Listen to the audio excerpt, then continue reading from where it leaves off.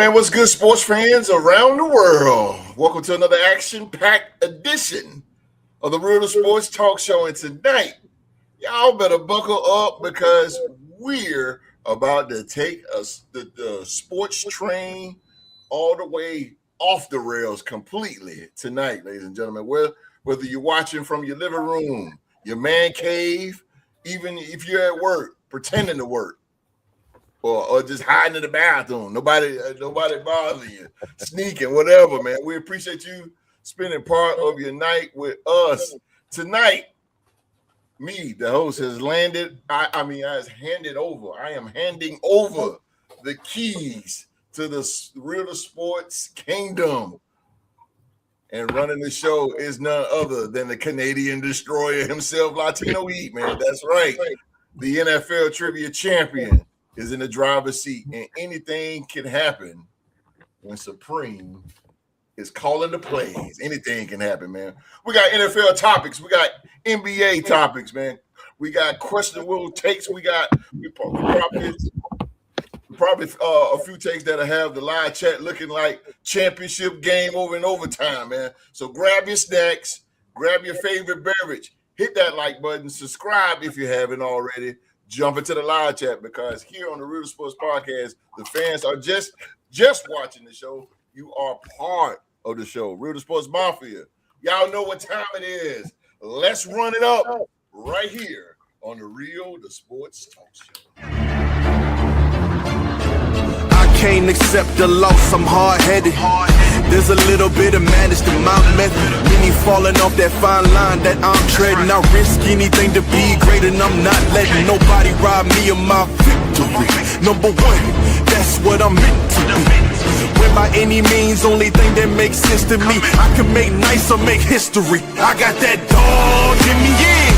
Turn me up, big energy, got the crowd going nuts. I got that dog in me, I take on anyone, I don't need a one-on-one. I got that dog in me, yeah. I'm talking all bite, no bark, I could rip your squad apart. I got that dog in me, I take on anyone, I don't need a one-on-one. I got that dog in me, yeah. I'm talking all bite, no bark, I could rip your squad apart. I got that dog in me, so what's up?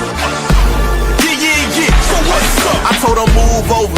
Enough of that mediocre, I've been the man since cruising around in the stroller. I got ice in my veins like a cut in Minnesota. Why not show you how I'm built? Come a little closer, ayy. Lot of heart, been smart, aura got a glow. We can restart, give head start, still get the same result. I'm about mine, don't you get it confused? I'm a win.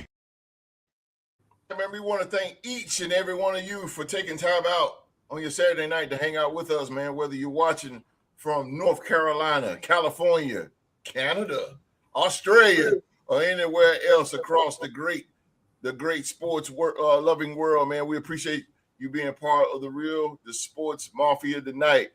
Now, tonight is a very special night, man, because I have decided to turn the controls over to a man who has never met a football statistic that he did not know, man. He brings passion and energy. He brings it all, man. The NFL knowledge as well to make any front office just freaking nervous, man. That's right, ladies and gentlemen. The host, he is the host of the Purple and Gold Bars podcast, the Canadian destroyer, the pride of the Vikings, Minnesota Vikings, man. He is the reigning, defending, undisputed NFL trivia champion. I'm talking about Latino Heat. Latino Heat will be the host for the night. But first things first, I have to give respect to the OG who resides in Winston-Salem, North Carolina. This man is a living legend, ladies and gentlemen. Living legend with all the Minnesota Vikings knowledge. Very well knowledgeable guy himself. He is known as the James Bond of Winston-Salem. Cool, calm, and collected. Ladies and gentlemen, he is representing the mighty Minnesota Vikings, the legendary Q Diggity Dog. Hey, what's going on, people? Glad y'all able to tune in today. As you see in the NFL, we got the OTAs. We're getting riled up getting the NFL blood bubbling, leading into the off season and then into the preseason. So we're getting ready. Stay tuned. We got some good intakes. Supreme gonna be running the show. So sit back, get your favorite beverage, like the host said. Yes, sir. Enjoy the company and live chat. We're looking for y'all to pop right in like you normally do. Yes, sir. Yes, sir. Yes, sir. You already know, baby. You already know. So grab your snacks, grab your drinks, settle in, get your favorite chair, jump into the live chat because tonight's show belongs to you as much as it belongs to us, River Sports Mafia. Now, let's give a huge welcome to tonight's host, ladies and gentlemen, Latino Heat. Let's go, Orderly Supreme. What's going on, ladies and gentlemen? Welcome. Thanks for joining us tonight on the Real Sports Podcast. You know, your number one place for sports analysis, roundtable talks, some of the best personalities you're going to find online, ladies and gentlemen. Can you dig it? Ooh, yeah, ladies and gentlemen. The Canadian Destroyer, Latino Heat, is here at your service. Orale, Let's go.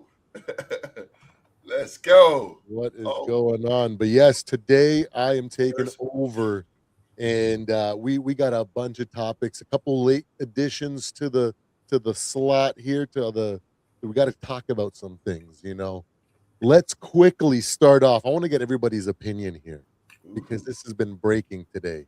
Breaking news: the Minnesota Vikings hire Nolan Teasley as GM of the y'all got a GM.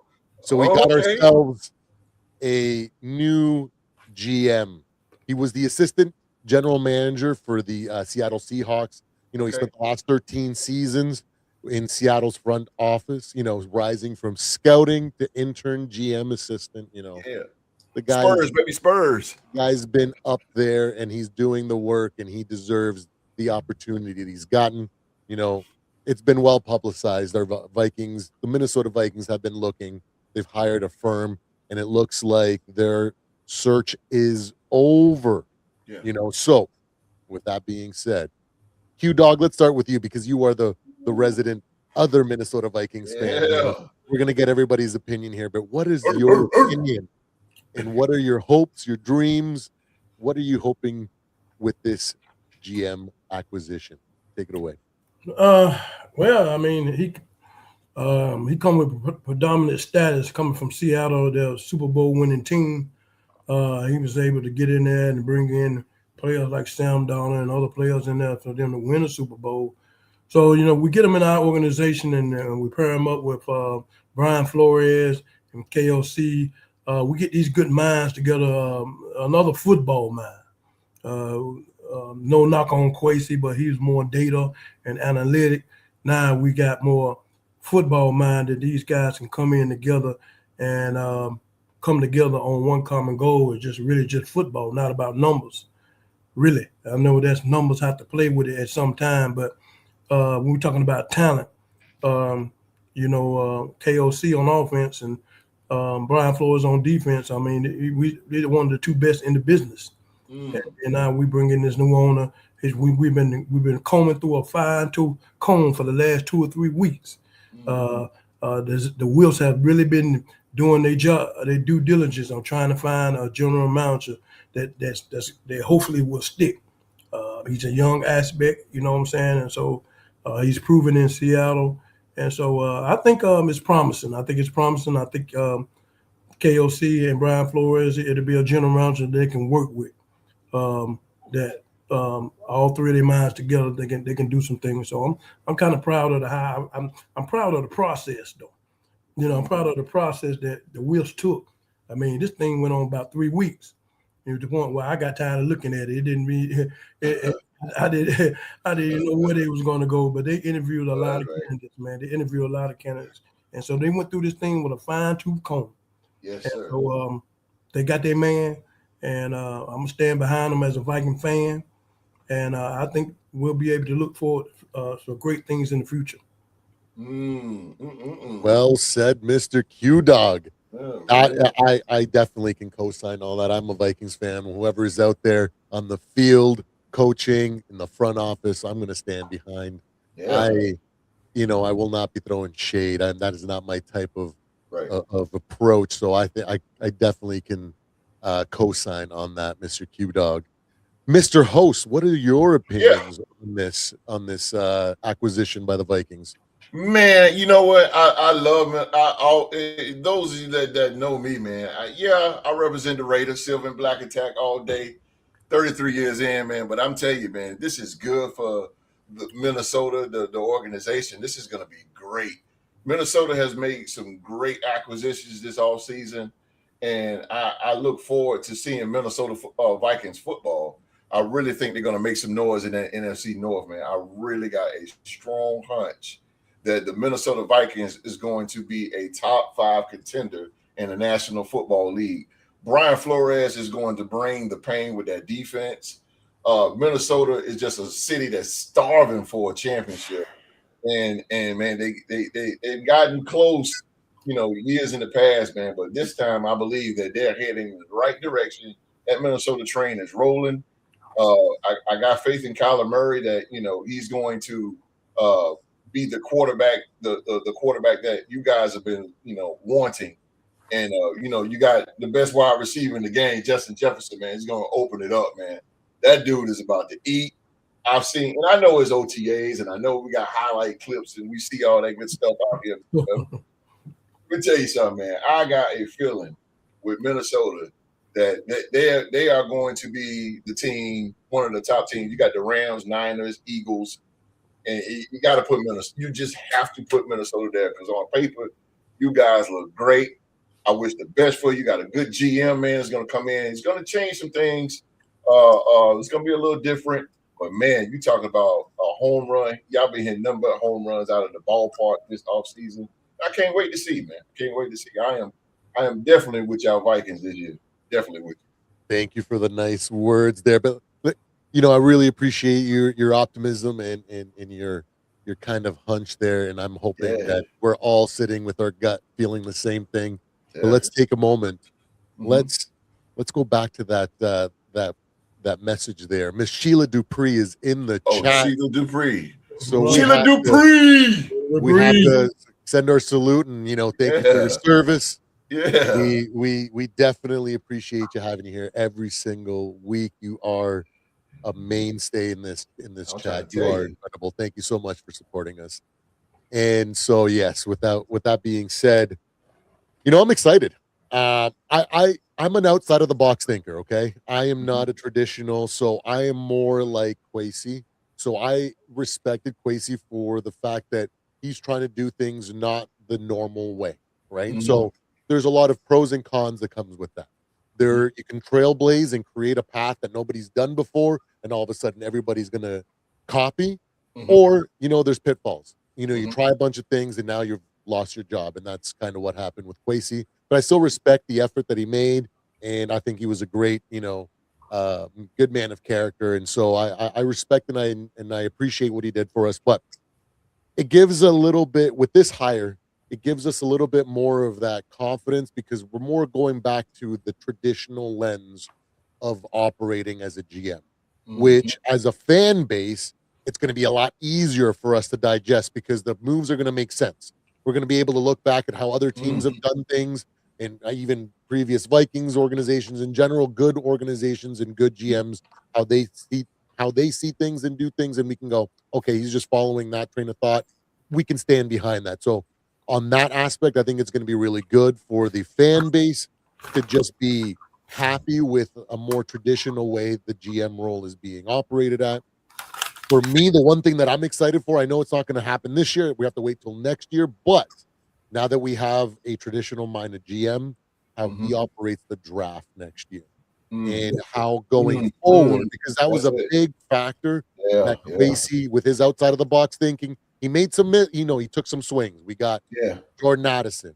We Yeah. got our kicker, Will the Thrill. We Mhm. got Dallas Turner. We got some great guys, Mhm. but we also had a lot of misses, and that Mhm. really irks the fan base, right?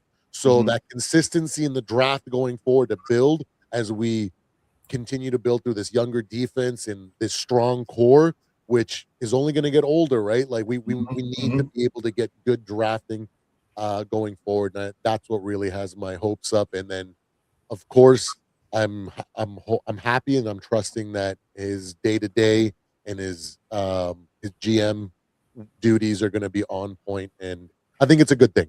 I'm happy.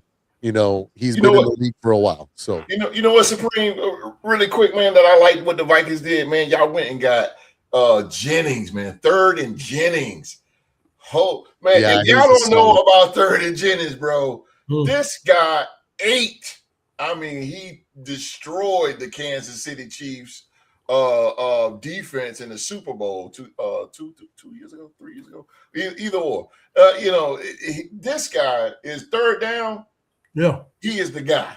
I'm He's telling a you, very man, good receiver. he's a very good receiver. Minnesota got 4 weapons on offense, man, in the receiving core. And that's Justin Jefferson, Jordan Addison, third and Javon Jennings, and TJ Hawkinson. Oh my God, this is going to be good. This is going to be good. And Absolutely. you guys produce that West Coast offense still with KOC. Got that West Coast unorthodox offense. Yeah.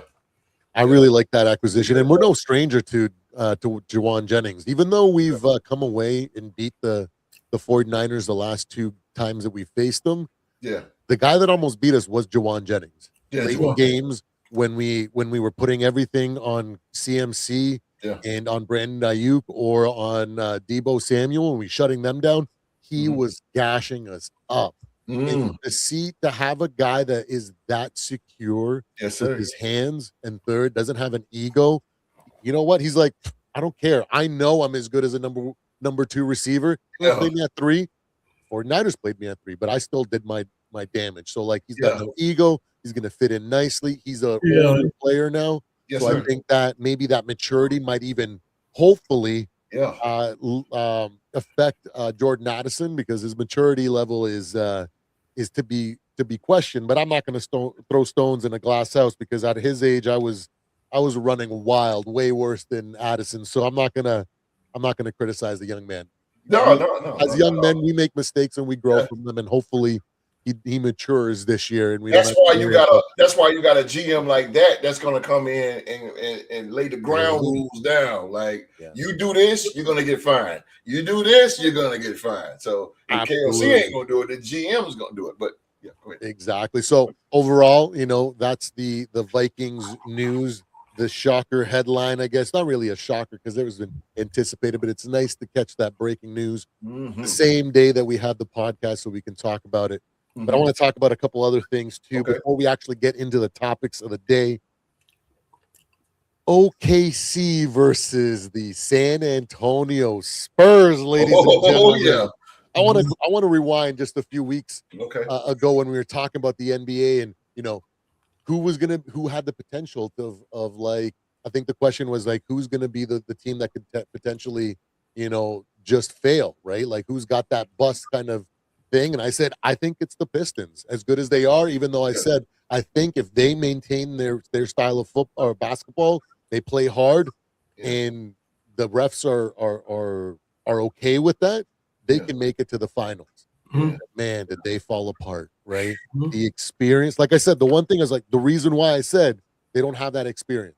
And I don't care how good you do in the regular season, that playoff atmosphere changes things. And they, whether it's the coaches, the refs weren't calling the games, or maybe more strict and not allowing the physicality, or maybe the pressure got to them. Regardless, they're out of the playoffs, and where I thought it would be, them fighting for a shot at competing for the title, right? So, but in that same live, one of the topics is like, what do you guys think about OKC right now? I remember saying, you know what, I think OKC, this might be the last year where they have enough to make it to the finals and potentially win one. But from this year on, everybody's caught up to them, if not maybe starting to surpass them. And I think that's exactly what we're seeing here in this series, because at times they look like world beaters. They go out and blow your team out, their host. And then they come back last night and they get blown out themselves. So it kind of literally signals to exactly what I was saying. They were ahead of the game for like the last couple of years. and people were trying to catch up. Mhm. And now people are catching up, and I think this might be the last year. If they can squeak by you, I could potentially see them beating the Knicks with experience, because the Knicks are one of those teams that they haven't made it this far. You know, Jalen Brunson, as good as he is, Yeah, but the pressure of the finals might be too much for him too, right? Just like the Pistons, right? Like, I know they've made some playoff runs, but they've kind of come short, right? And so now the pressure's even more, because the last couple of years people thought the Knicks were going to do much better, right? So with all that being said, what are your thoughts going into tonight's game 7? You guys got OKC or you got San Antonio? Host, because you got skin in the game. Let's start with you, brother. What do you think? Oh Give us a breakdown or some thoughts. man, look here, man. I want my Spurs. To get to. I hope my Spurs pull it out, man. We are in OKC, which is a hard place to win. It's very hard to win in OKC. But I really hope that we can just squeak the win out. What I do, if I had to talk to Stephon Castle, I would tell him, stop. Don't get too emotional, because I've seen in the series he gets a little bit too emotional and gets a little bit carried away to the point where he begins to get too aggressive up under the rim, missing a lot of layups. Just relax. Let the game come to you. Let the game come to you. He has the responsibility of guarding the MVP, Shai Gilgeous-Alexander. And let's truth be told, man, the guy flops like a fish. He does. He does. I got to keep it real here. He flops like a fish. But what you're gonna have to do is you're gonna have to play a lot of zone defense, meaning just a little bit off of him. You can't play man because he's gonna draw fouls. So you're gonna have to play mid-range or zone. Try to make him force him at that keep him at that 3-point line, because he's a great mid-range shooter. And do that. Luckily, they don't have Williams, man, because Williams is he's the X factor of that team, but he's not going to be there. The other guy will be Chet Holmgren. And if we could just hold Chet Holmgren down to a minimum of 10 points, I think we'll be okay with this. But what's going to have to happen is our 3-point shooters with I can never get his name right. I always call him Champagne. And Vassell. Those shooters going to have to come out the gate. We're going to have to come out the gate strong on OKC, because I'm going to tell you something. That fan base right now is looking at an NBA championship, because they see the Knicks on the other side. So they are going to be loud tonight. They're going to be cheering. The energy is going to be crazy through the roof. And as San Antonio, if I was Mitch Johnson, the coach, listen, do not hear the crowd. Let's play our game. Let's go out here, play just regular basketball. Don't be too aggressive. Don't get too emotional, because when you get emotional, man, you lose focus. So we cannot do that, man. We cannot do it. If we get that thing done, we can get the job done. And then next thing you know, next week, man, we got the Knicks coming in San Antonio. It's gonna be good tonight, though. It's gonna be good. This is a new rival. This is going to be the new rival probably in the future, with the Spurs, the young Spurs, and also the young OKC Thunder. So I can't wait for it tonight. Well said, host. Well, with one little additional question for you, do you think it's going to be a close game?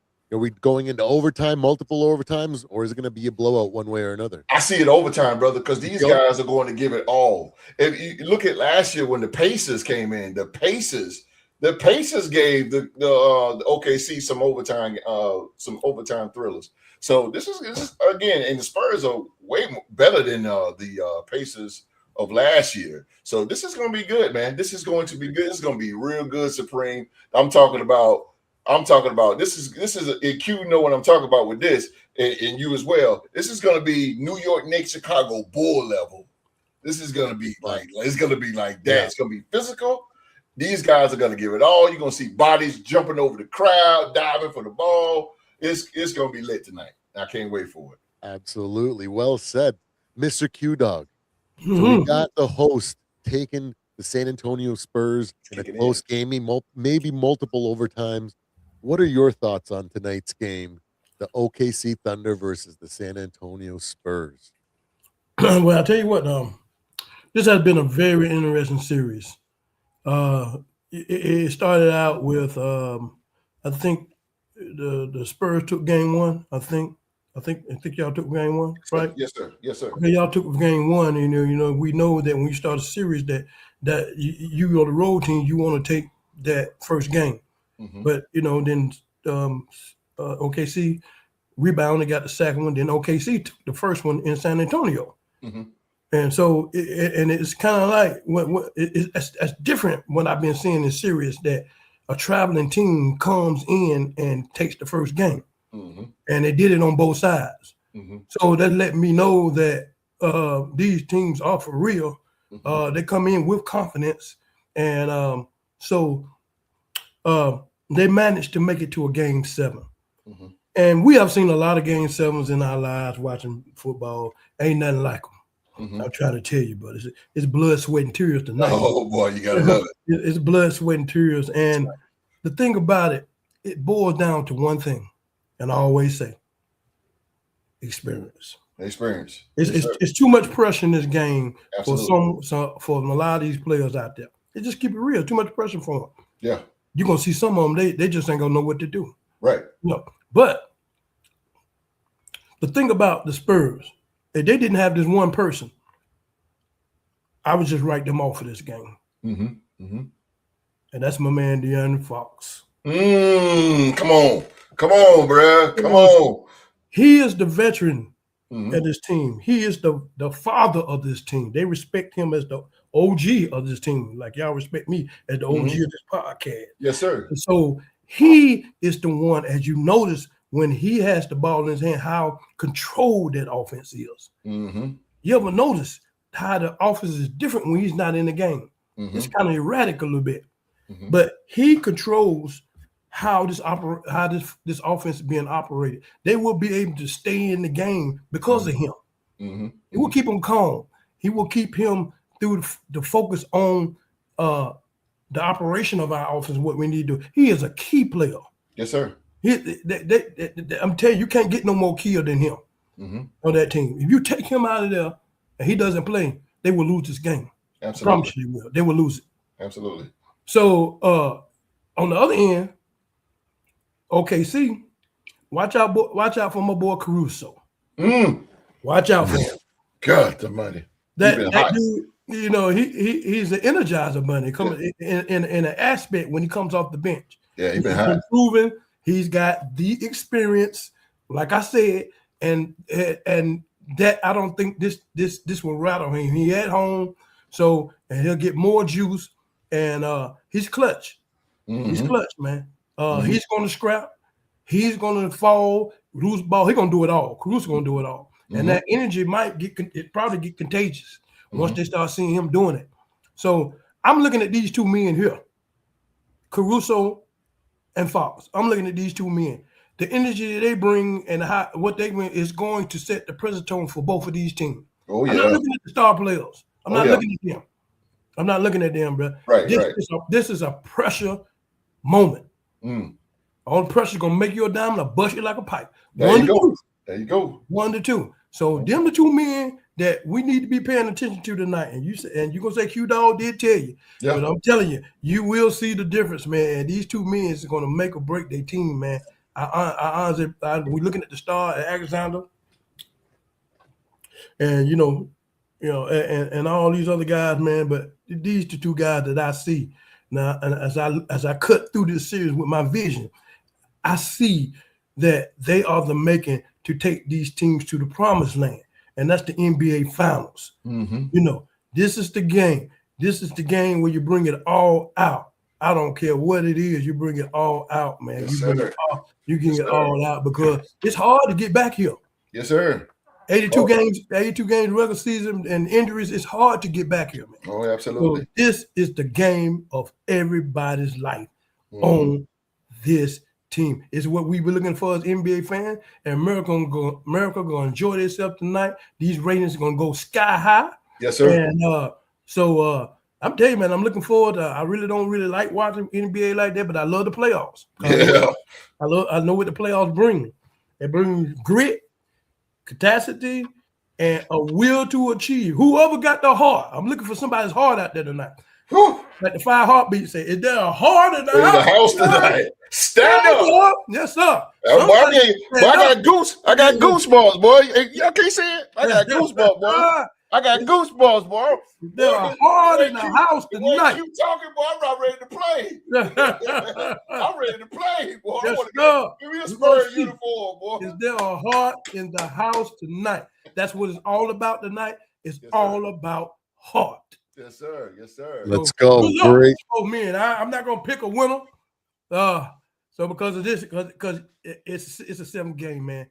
I mean, I'm telling you, they done made it all the way this far, going back and forth. You don't even know. But whoever shows me heart, That's you show me heart, then I know you the man.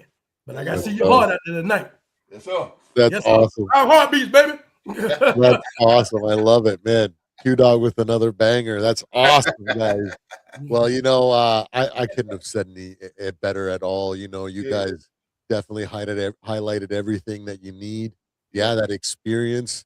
Both guys got OKC, you can argue has more experience because they've won a couple titles in the last little bit, especially with their starting guys, right? But there are some X factors, right? De'Aaron Fox. We got Caruso. Caruso lit it up the other night. Just game 5. He saved him game 5.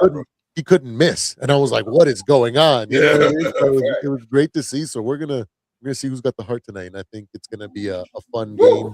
I don't know who's gonna win either. I think it's gonna be extremely close. I don't foresee a shoot or a blowout. So it's gonna be a fun time tonight, in whichever city wins it. So regardless, they're gonna be tearing the house down tonight. No, I'm gonna pick a winner, man. Partying in the Alamo tonight, baby. Let's go.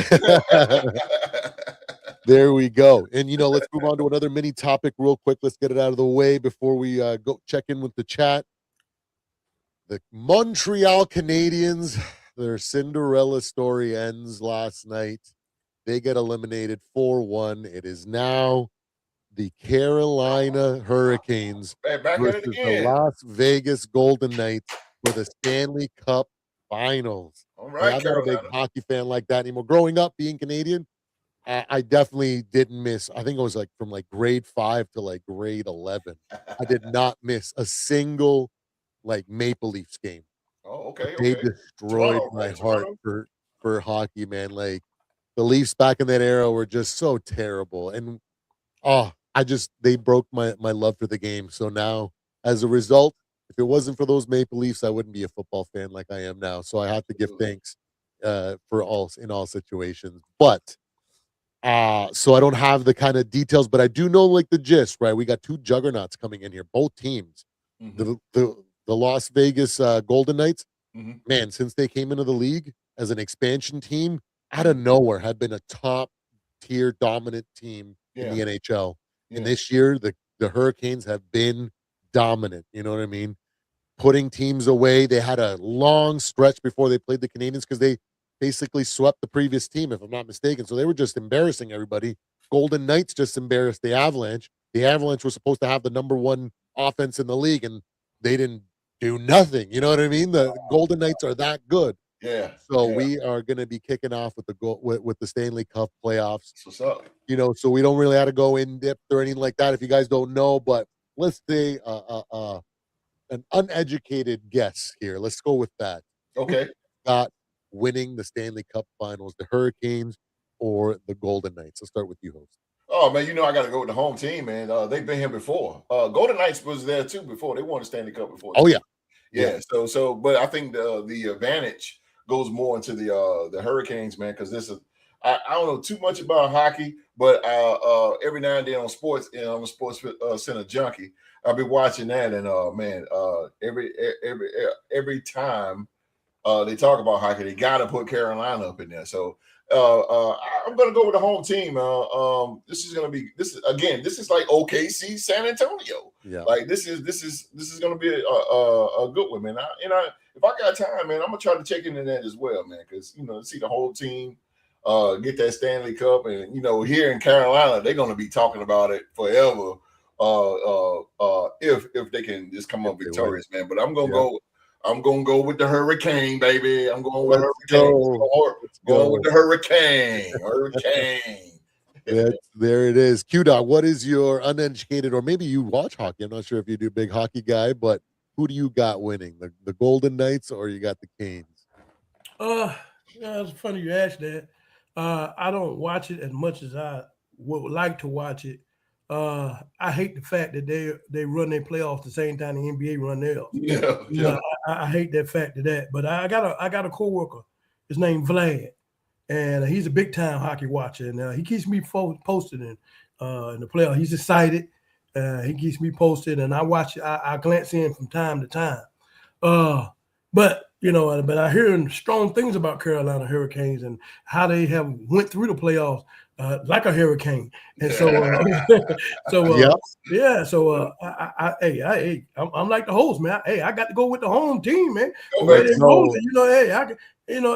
to go with the home team, and it's going to do a good for the state of North Carolina if they can take on that cup, man. They've been relevant here the last few years. You've been hearing their name. They ain't like they just newcomers on the block. Yeah. I definitely I will be tuning in, watching them in this championship series. And so we got two dogs, basically what you're saying. Yeah. And man, it looks like that's gonna be a bloodbath. I know hockey can get rough. It can get nasty now. I tell you, it can get real nasty. Yes, sir. Them boys get out there. They bring that pain. They don't play. Yeah, they bring that pain. I like that. But like I say, me personally, I wish I can watch more. I might want to start getting out. Watch a little bit, not too much. I'm watching more. The last hockey game I did watch before the series, I forgot the teams was, but I was excited because they went in overtime. I mean, that was nice. I caught it right at a nice time to watch it. Yeah. You got to go for the home team, Carolina Hurricane. I wish y'all the best. Y'all have from what I've been hearing, y'all have been sweeping through opponents. But you got a dog now that you have to face, and we're gonna see if you dog or mouse or whatever you are. But I think you're gonna be a dog. I think they're gonna be a dog. I think it'll be a tough series. I think they'll pull it out though. But I think it ain't gonna be no cakewalk. I know that it's not gonna be no cakewalk. But absolutely ain't gonna be no 3-1 like they had the last team. It's not gonna be nothing like that. So good luck to Carolina Hurricanes. We rooting for you here in Carolina, like everybody else is. And man, I tell you, bring that thing home. Bruh, we like to see that. Yes, sir. Yes, that's right.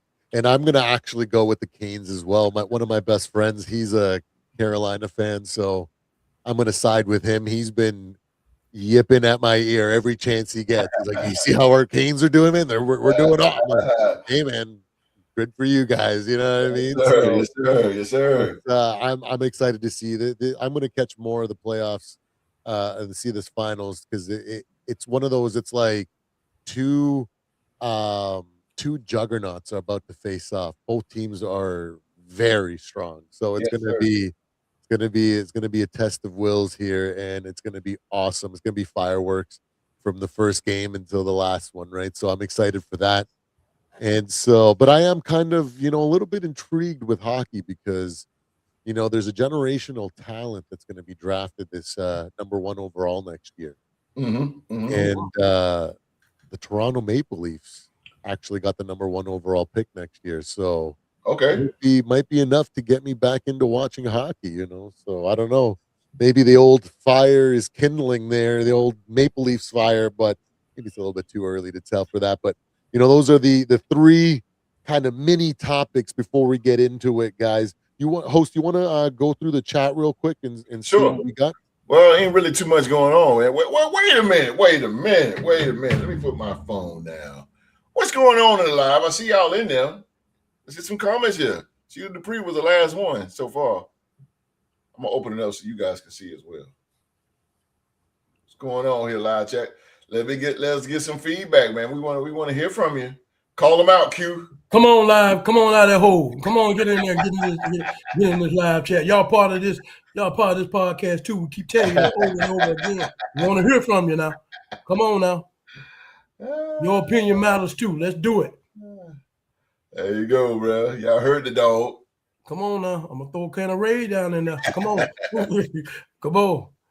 Let me know if y'all can see. Y'all can see the comments. Y'all can see the comments. Everybody can No, see them. they're not pop. Wait, no, hold on. I can switch it now.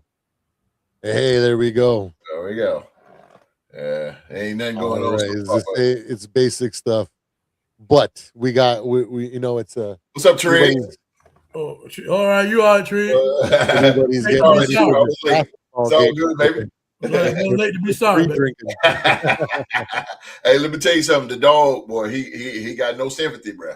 Come on out of that hole, baby. Come on out. That's right. I see them eyes. Come on out. All right. But that now that we've gone through the chat, make sure that nobody got left behind. Let's get into the real topics for the night, boys. We're gonna do 3 topics geared to each one of us, right? So that way we're not speaking and kind of going over the same things, so but it's all roughly about rookie/young quarterbacks and see what's going on. So first, because we got the flavor of the week here, our number 1 overall draft pick, and the Oakland Raiders, the Las Vegas Raiders. I wish have gone ahead and picked up a young man by the last name of Mendoza. Post, what are your early thoughts and impressions on the Raiders rookie quarterback? What stands out about his game so far, and what are your projections for his future? Ooh, man. Raider Nation, stand up. I think we got a good quarterback, man. But I'm gonna pump the brakes a little bit. I'm not gonna go too far in it. But for what I see, I like Fernando. I like him in Indiana. He's a really coachable type kid. He come from a great coaching tree. What's his name? The coach. I always mess his name up too. But from Indiana. But man, for what I've been seeing in OTA and what I've been hearing from our new coach Clint Kubiak is that, man, the guy is an information sponge.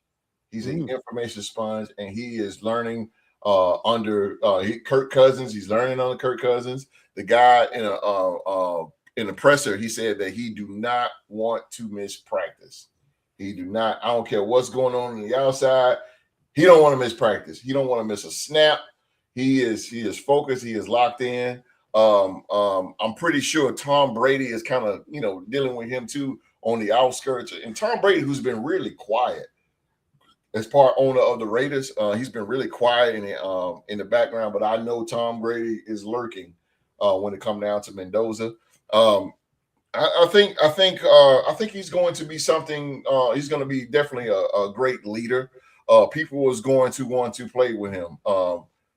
Whoa, that was a lot coming in. Yeah, okay, yeah. But he is. There's going to be a lot. He's going to be not top notch, but he's definitely going to come in with a ball of fire, with a lot of energy. I like the young man. I like him in his interviews. He talked with energy. He talked with a lot of confidence. He's real relaxed in the snap. And I really like that he is being taught to read the defense, something that rookies don't do. They don't do these days. And he's reading the defense. He was talking to again the press, and he was calling out secondary coverages and stuff like that. He see this and he see that and blah blah blah, and he called the audible. And man, I'm telling you, I like the kid. The future is real bright with the Raiders. But of course, we got to we on the rebuild. This is our rebuild plateau right here. So now we have to take baby steps. And what I mean baby steps meaning first of all, we need to focus on getting to the playoffs. Okay. Then the second year, I think we need to worry about the division. And then third, then AFC Championship. Then fourth, Super Bowl. So it's going to be different steps and different stages. We build them. Got good rookies coming in. Receiving core, man. Our secondary is revamped. They look great. We just got to put Terry and Johnson, who we got from Buffalo, cornerback. We got to get his contract situated, which they will. Every team always got a player with a contract confrontation every year. So, but I believe he's going to get his little money. So, yeah, man, I really like the Raiders and which way the direction they're going. Way better than when Pete Carroll was there, it was more old schoolish and a little bit dry. But I could tell now with this Raider offense and defense, this whole team as a whole is different energy. Clint Kubiak has came in, and one thing he did old school is in practice we got silver helmets, with the emblem. But he said you got to earn your shield. He said that in practice you have to earn your shield, and I like that. You gotta do what is necessary to earn your shield. So when you earn your shield, you get it on your helmet or whatever. But I'm looking forward to our season. I'm not gonna predict or anything like that because again, there's baby steps to it, man. But man, I am excited. Kirk Cousins, I believe Kirk Cousins is going to be 2.0 Minnesota Kirk Cousins level. And Kirk Cousins, he looks good. He got a little leaner now. And it's going to be great, man. Offensive line, JPJ. We got Lindenbaugh on the offensive line. We got two Bulls on the offensive line. The defense, we still got Max Crosby, man. We got Quay Walker, the linebacker. We trying to do some big things, man. But one thing I will say, that we will beat Kansas City this year. Will beat Kansas City this year. Pat Mahomes come back. I don't care about no ACL. I do not care. Pat Mahomes is on the list. Go Raiders, go Raiders! We're gonna be doing it, baby. I'm ready. I love it. With all that being said, do you think there are legitimate reasons for the Raiders fans to be excited, or should they be keeping their expectations realistic for year one? And what do you perceive is the ceiling if everything develops correctly for Mendoza? Ooh, great question, man. I wouldn't say rookie of the year. I wouldn't say that because he's not going to go in and throw a lot of touchdowns because we don't have the receiving core like y'all have. No. But he has what it takes to win games. He knows how to win games on a collegiate level, and I think some of that's going to leak in the pro level. And then you got a coaching staff under Clint Kubiak who just won a Super Bowl with Seattle Seahawks, and we got the offensive coordinator coming in. We got a new offensive coordinator. I seen they leaked a little bit of the plays and stuff, so I like the plays. But one thing about Clint Kubiak, he said that he will utilize Ashton Genty. And that's something that didn't happen last year under Pete Carroll and Greg Olsen, our offensive coordinator. He didn't use him as much, and this is going to be good. Geno Smith is away from us, so that it's going to be Brock Bowers. Man, this is going to be great, man. Thank y'all for Speedy. We got Speedy now. So hey, man, the sky is the limit for the Raiders. The future looking bright. And it's time for us to come out of that AFC West bottom. It's time to come out the basement, y'all. Time to come out the basement, Raiders. Let's go. Tim Brown even said it too, man. Tim Brown, you know what Tim Brown said? He said, it is time. That's what he said, bro. He was out playing golf. Tim Brown, one of the greatest Raiders of all time. He said, man, it is time. He said, it is time now. He said he see bright future. When Tim Brown says it, I'm saying it. So I'm ready, baby. I'm ready. Sky's the limit, baby. Right on. So it sounds like the Raiders fans do have legitimate reasons to be excited. Yeah. Stand up, y'all. Even though they should be still aware that it is, still early. You guys are coming on a rebuild, so it's not like you guys are going to be going to the Super Bowl next year or this year or nothing like that. It's like you should be excited based on what you're doing over the next couple of years. So that sounds very reasonable. Yes, and I'm excited to see. I've been saying, man, let Michael Myers go, man. Let that man go out there. We seen him. He had a couple three touchdown games. Yes, sir. Performances. Yeah. I know his ability to do damage in the running game. I'm excited to see that. You guys, you say you don't have a receiving core like that, but you know what, man, Speedy, he's a very solid, receiver, and you guys got Brock Bowers, which is essentially he could be your number one receiver. Doesn't matter that he's a tight end, so that guy is something special. So you might be a little bit surprised on how many first downs through the arm of Mendoza happened this year, and how many touchdowns this young man gets to start his career. So I think it's going to be a fun season.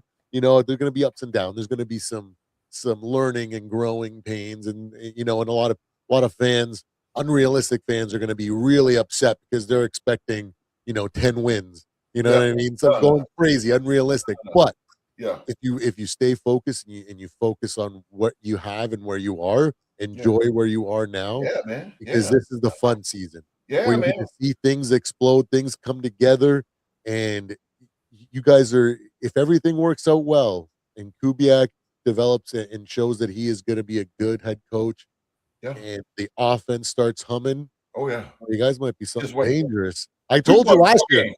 your division is now wide open. I don't Wide think open. I don't think KC owns that division anymore. It's No. anybody's division now. No. So you No. guys are should be having fun over the next years. We won 4 games, Supreme. We won 4 games last year. If we get 8 and 9, I'm okay with that. You guys could have won easily 6 or 7 though, because there was a bunch of close games. Yeah. Right? Like We the tanked Denver with game, the Giants. We tanked with the Giants. We tanked that the game. Denver game, you guys lost by like a point or something like that, or something ridiculous, right? Like just a score, field goal or something like that. It was just at the last minute. So, it is what it is. Yeah. But I think this year is going to be fun for you guys. So I'm excited.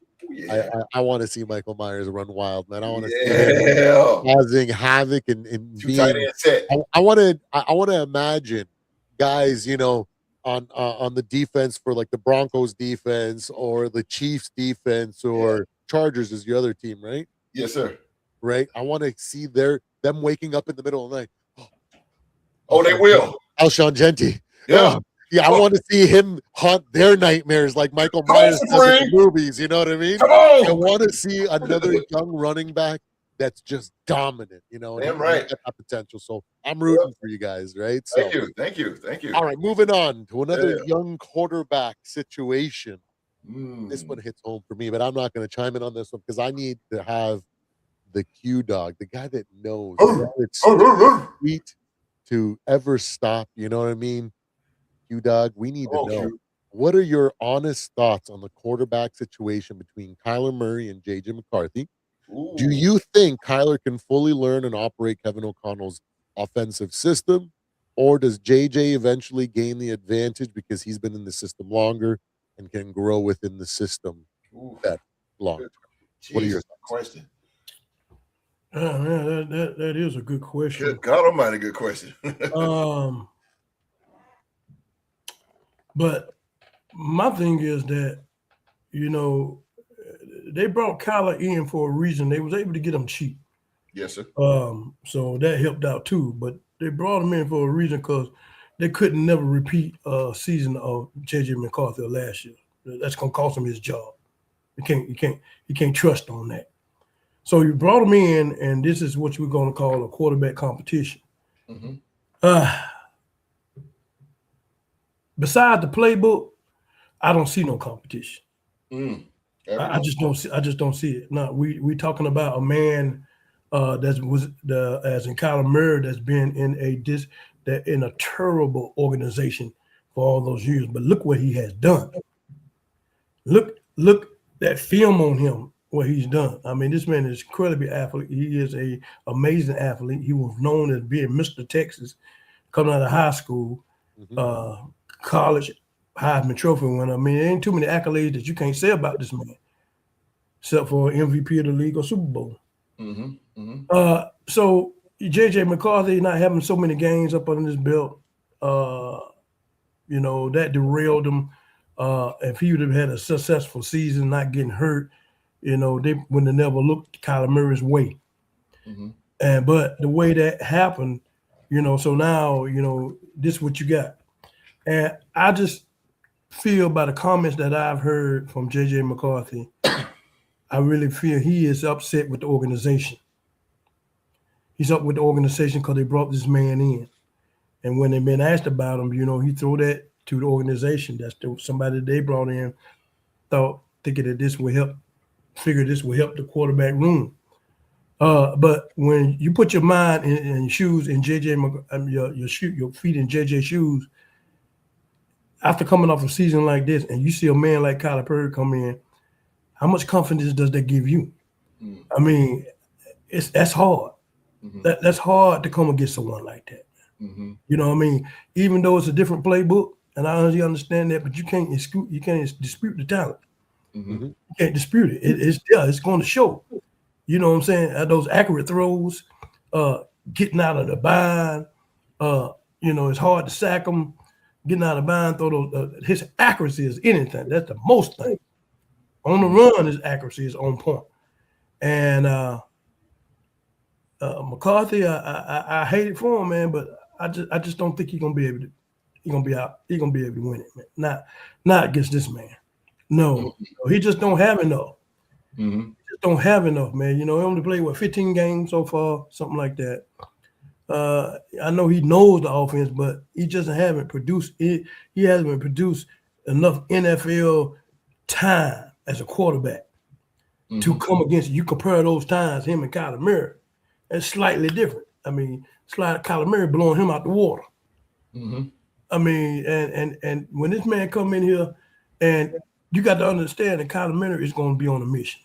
Mm-hmm. He's on a mission to prove everybody that I am the same Kyler Murray that was drafted number 1 overall. Mm-hmm. And he's trying to save himself to stay in the NFL and get a lucrative contract from someone. Mm-hmm. So this is his year. Mm-hmm. This is his year to shine. He knows if he don't shine this year, he's done. Yeah, absolutely. He's done. He knows that he's done. Absolutely. So what we're getting a Kyler Murray that's hungry again. Mm-hmm. That's dangerous. Mm-hmm. With experience and knows the NFL, and he's hungry. Mm-hmm. And he has no fear of J.J. McCarthy. He has no fear. He respects him when he talks to the media, and he's a young man, and that he don't mind passing on the knowledge to him, but he knows that he know who he is. And J.J. McCarthy knows that he feels that he's going to fight, but he's facing, it's like David and Goliath, man, big giant. You just, I don't know if you got a slingshot to knock this man down. I mean, this man is he's just too proven, man. Right. Everybody talking about his little size. I'm not worried about that, man. Right. I'm not worried about the man that showed you what he can do. So the size don't matter. Absolutely. It don't matter, man. It ain't like he just came in the league and y'all shooting the size and he got to prove himself. The man already improved himself. So I really feel that, in my opinion, I think it's just something. This is just media talk. This is something to just keep the media and fans at bay when you're talking about quarterback competition. But if you're a football fan and you're knowledgeable football and you know Kyler Murray, you've been watching him and you see him and you've seen the little sample size of J.J. McCarthy, there's no damn way that you compare that. There's no way. Come on now. You can't do it. You can't do it. But for media, reporters, and fan base, the coaches have to do that, and I understand that. But I'd be glad when he went on and just named Kyler Murray week 1 starter after camp. I wish he would go ahead and do that, and then put everything in the rest. And if he comes in and show up the way I think he does, we get 14 wins, and they go ahead on, and they're not gonna let him slip through the cracks like Sam Darnold did. They're gonna throw that big contract on him, and I think J.J. McCarthy will be gone. That's just my opinion. No doubt. Yeah, when it comes to both of them, you're absolutely right. The athleticism, the physical talent is all on Kyler's side. You can't deny that. Can't. JJ didn't look like that out of the draft or his combine stuff. That's not who he is. Absolutely. But the Achilles heel for this is why I positioned the question the way that I did, because when you want to compare them both on athleticism, JJ can't even hold a candle to the man. No. Right? He's just far superior when it comes to an athlete and a seasoned quarterback. Okay. Yes. Yeah. But he's like Achilles, Kyler Murray's is, and his Achilles heel is his work ethic and his ability to do homework. For someone that has to be put in their contract, you can't be playing Madden every night. You know what I mean? That's the problem, right? But that chip on his shoulder Yes, might sir. be the thing that puts that to rest. And he I got goes something out for that. there, I got something for that right there. right?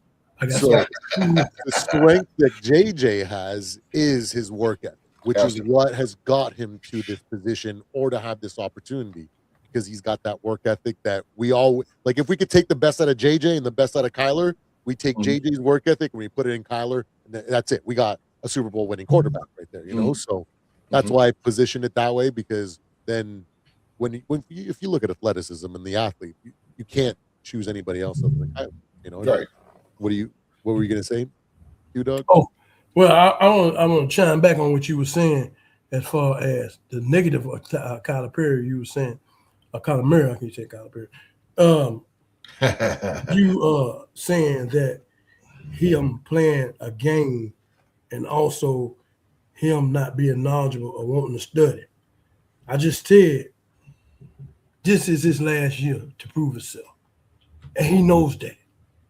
So he knows that he has zero tolerance for bullshit.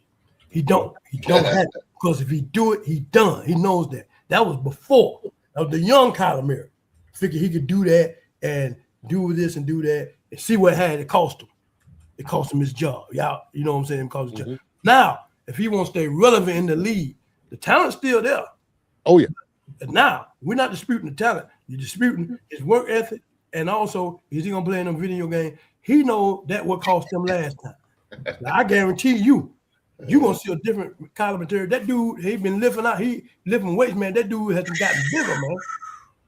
He big, man. He done got swole, boy. He's swole now. Yeah, he's swole now. Yeah, He's swole. There's no denying his physical talent. Yeah, so you seeing all these things in Kyler Murray, and we got him for the cheap.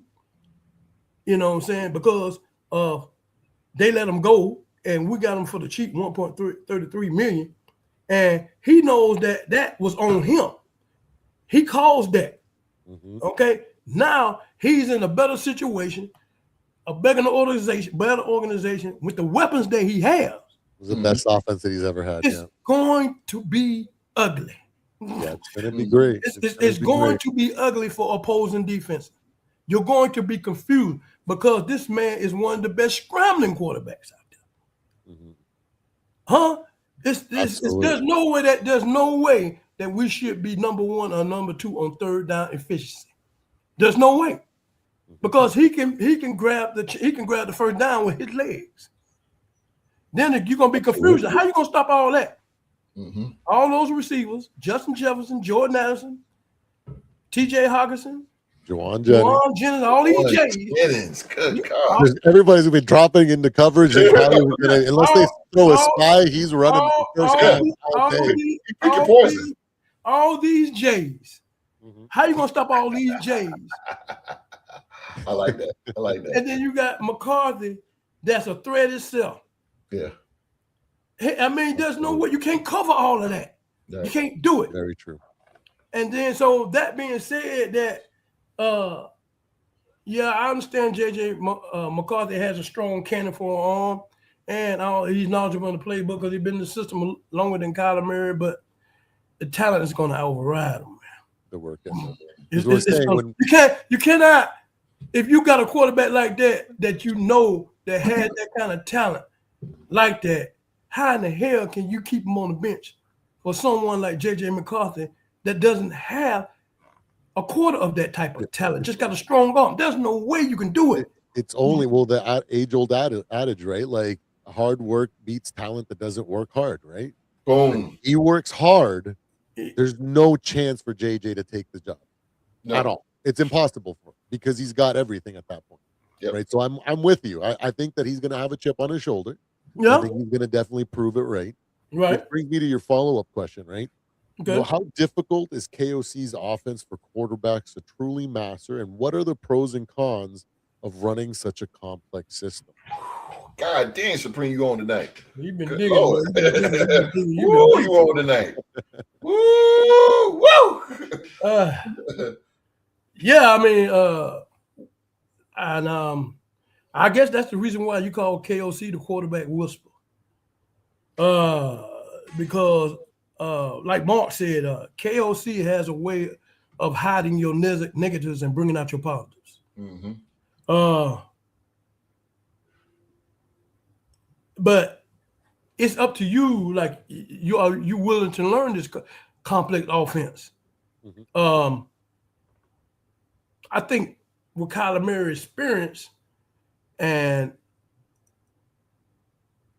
his ability, all he has to do is be willing to want to learn this complex offense, and he ain't got no choice. We got to learn it.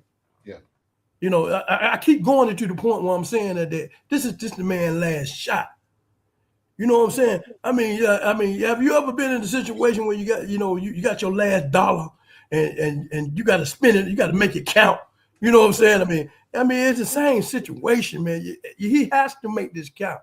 So he's going to take on anything that makes him better, anything that makes him good. I don't look at his past and what he wouldn't do or what he should have did. I'm looking at right now and look at what he's trying to go to. And so if he's trying to get there, this is his only shot. This is it. This is his $1 million shot. If he doesn't succeed in Minnesota this year with that 1.3 contract, I don't want to talk about it. I don't want to even pretend like that's a possibility. The only way that I'll accept him not succeeding this year is if he breaks his fibula or something like that. You know what I mean? Like, ridiculously crazy that if he doesn't succeed, he's done. But I'm just saying that's the only way that I'm going to be. But the thing about it, what's so great about this offense, what you're going to like, everybody on this offense got something to prove. Yeah. Oh, yeah. Everybody. Justin Jefferson, Jordan Addison, T.J. Hawkinson, Juwan Jennings. Yes, sir. Yes, sir. Aaron Jones. Everybody. Jordan Mason. KOC. 7 people we just named. And just one coach, 6 players. Yeah. Everybody got one thing in common. Yes, sir. One thing in common. They got something to prove. Mm-hmm. They got something to prove. It's gonna be a fun season, boy. Oh my God! It's gonna be so good. Watch out, boy! So It's gonna be Skull Nation on, boy. Oh, it's gonna be nasty. Hey, if y'all don't mind, man, but I just really feel it in my bones. Yeah. Oh, here we go. First down, that's what I'm talking about, baby. I just really feel, man, that even KOC, the only one that ain't got nothing to prove is Brian Flores. He ain't got nothing to prove. He got nothing to prove. Absolutely. He ain't got nothing to prove. prove. Lucky that nobody hired him as a head coach. Oh my God. He is a little bit. You keep talking about the offense. I don't want to go on the defense side. I'm gonna leave that alone. But the defense is gonna take care of itself. I ain't worried about that. But I'm just telling you, every 6 people on that offense, players got something to prove. Yeah. That means a lot. That means a lot, man. That means That means that everybody gonna bring their hard hat and they coming to work. Yes, sir. They coming to work, man. They coming to work. And I'm excited to see this team. I want us to thrash Detroit. I want to put our foot on their neck. I ain't worried about Green Bay. I'm talking about Detroit. I want to put our foot on their neck. There you go. Not worried about Chicago either. Yeah, well, there you go. There you go. You hear that, really post, worried man? About anybody. You hear that, post, man? Never worry about anybody. Well, post, only one I'm worried about is, that boy can scramble, man. Yeah. Caleb Williams, man, it's hard to sack that. Yeah, but he's bad against good defenses, and we have a good defense. So our defense better. Yeah, their defense is trash. They ain't got no good defense. He barely put 17 points or whatever to beat us. You know what I mean? It was all field goals. Yeah. I think we're gonna be like the '98 Vikings, man. I really do. It's gonna be fun. It's gonna be fun I think we're gonna be just like them. I don't care who wins the starting job, whether that's Kyler or JJ. I'm gonna ride with whoever. And there you go. And I predicted before Kyler was on the team, like a way too early prediction, that I said we're gonna win the first 6 games. And people are gonna be looking at us like, what the heck happened? Come on, baby. So it's gonna be a fun season. I like it. I wanted to say something.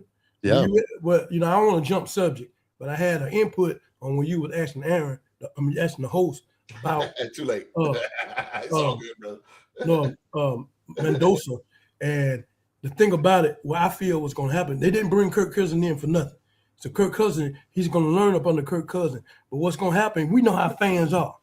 If Kirk Cousins get out there and don't produce, they're going to be asking for his head and want Mendoza. Quick, real quick. Fans don't play, man, especially Raider fans out there.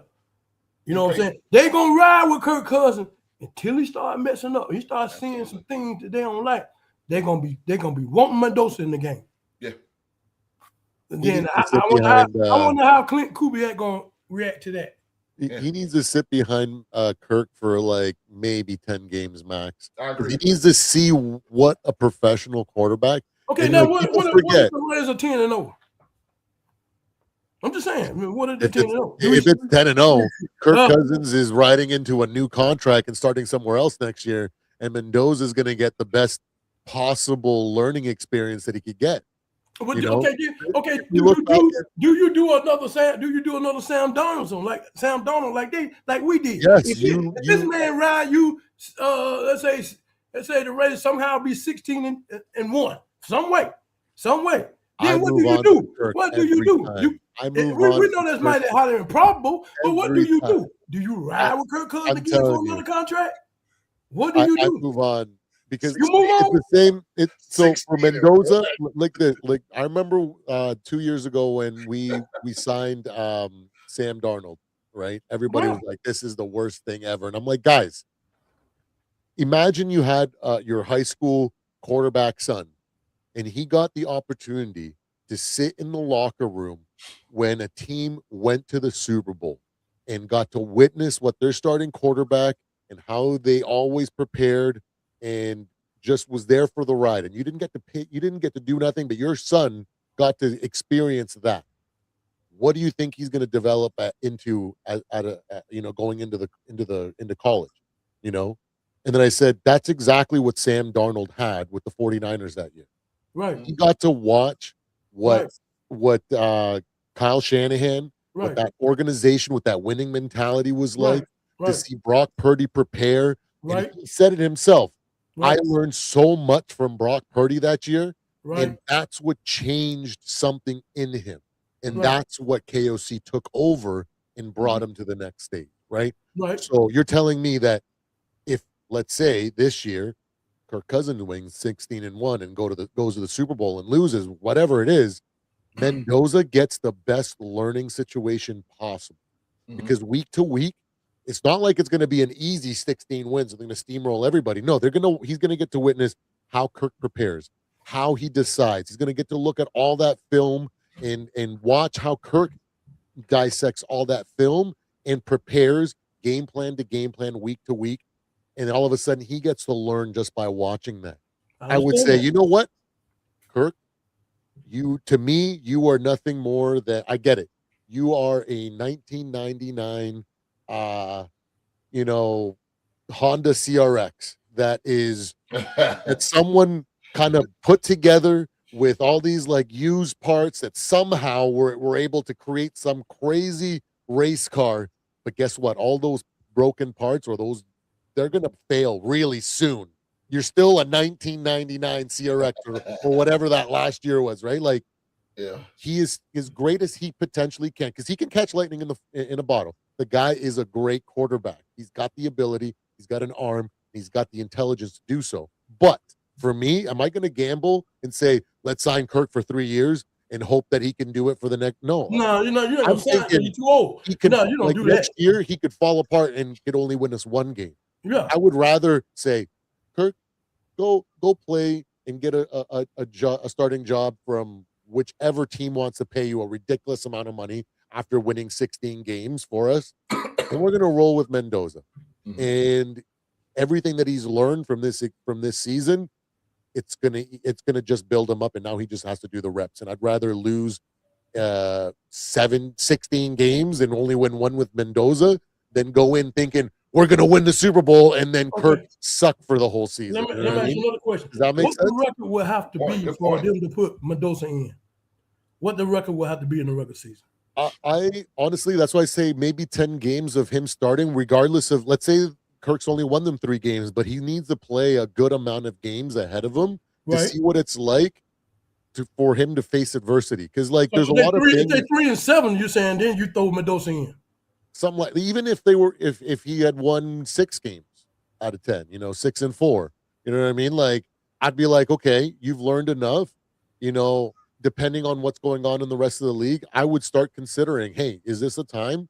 Has it also depends on what Mendoza's doing in practice at the same time. Good If point. he's looking just as capable, and it's also depending on what situation you are as far as record wise with other teams in the division. that's what I mean. If whatever, the you still division have a is shot. close, you know what I mean? Like, Yeah, if it's what close, you happens- got a shot to be in the playoffs, then what you do?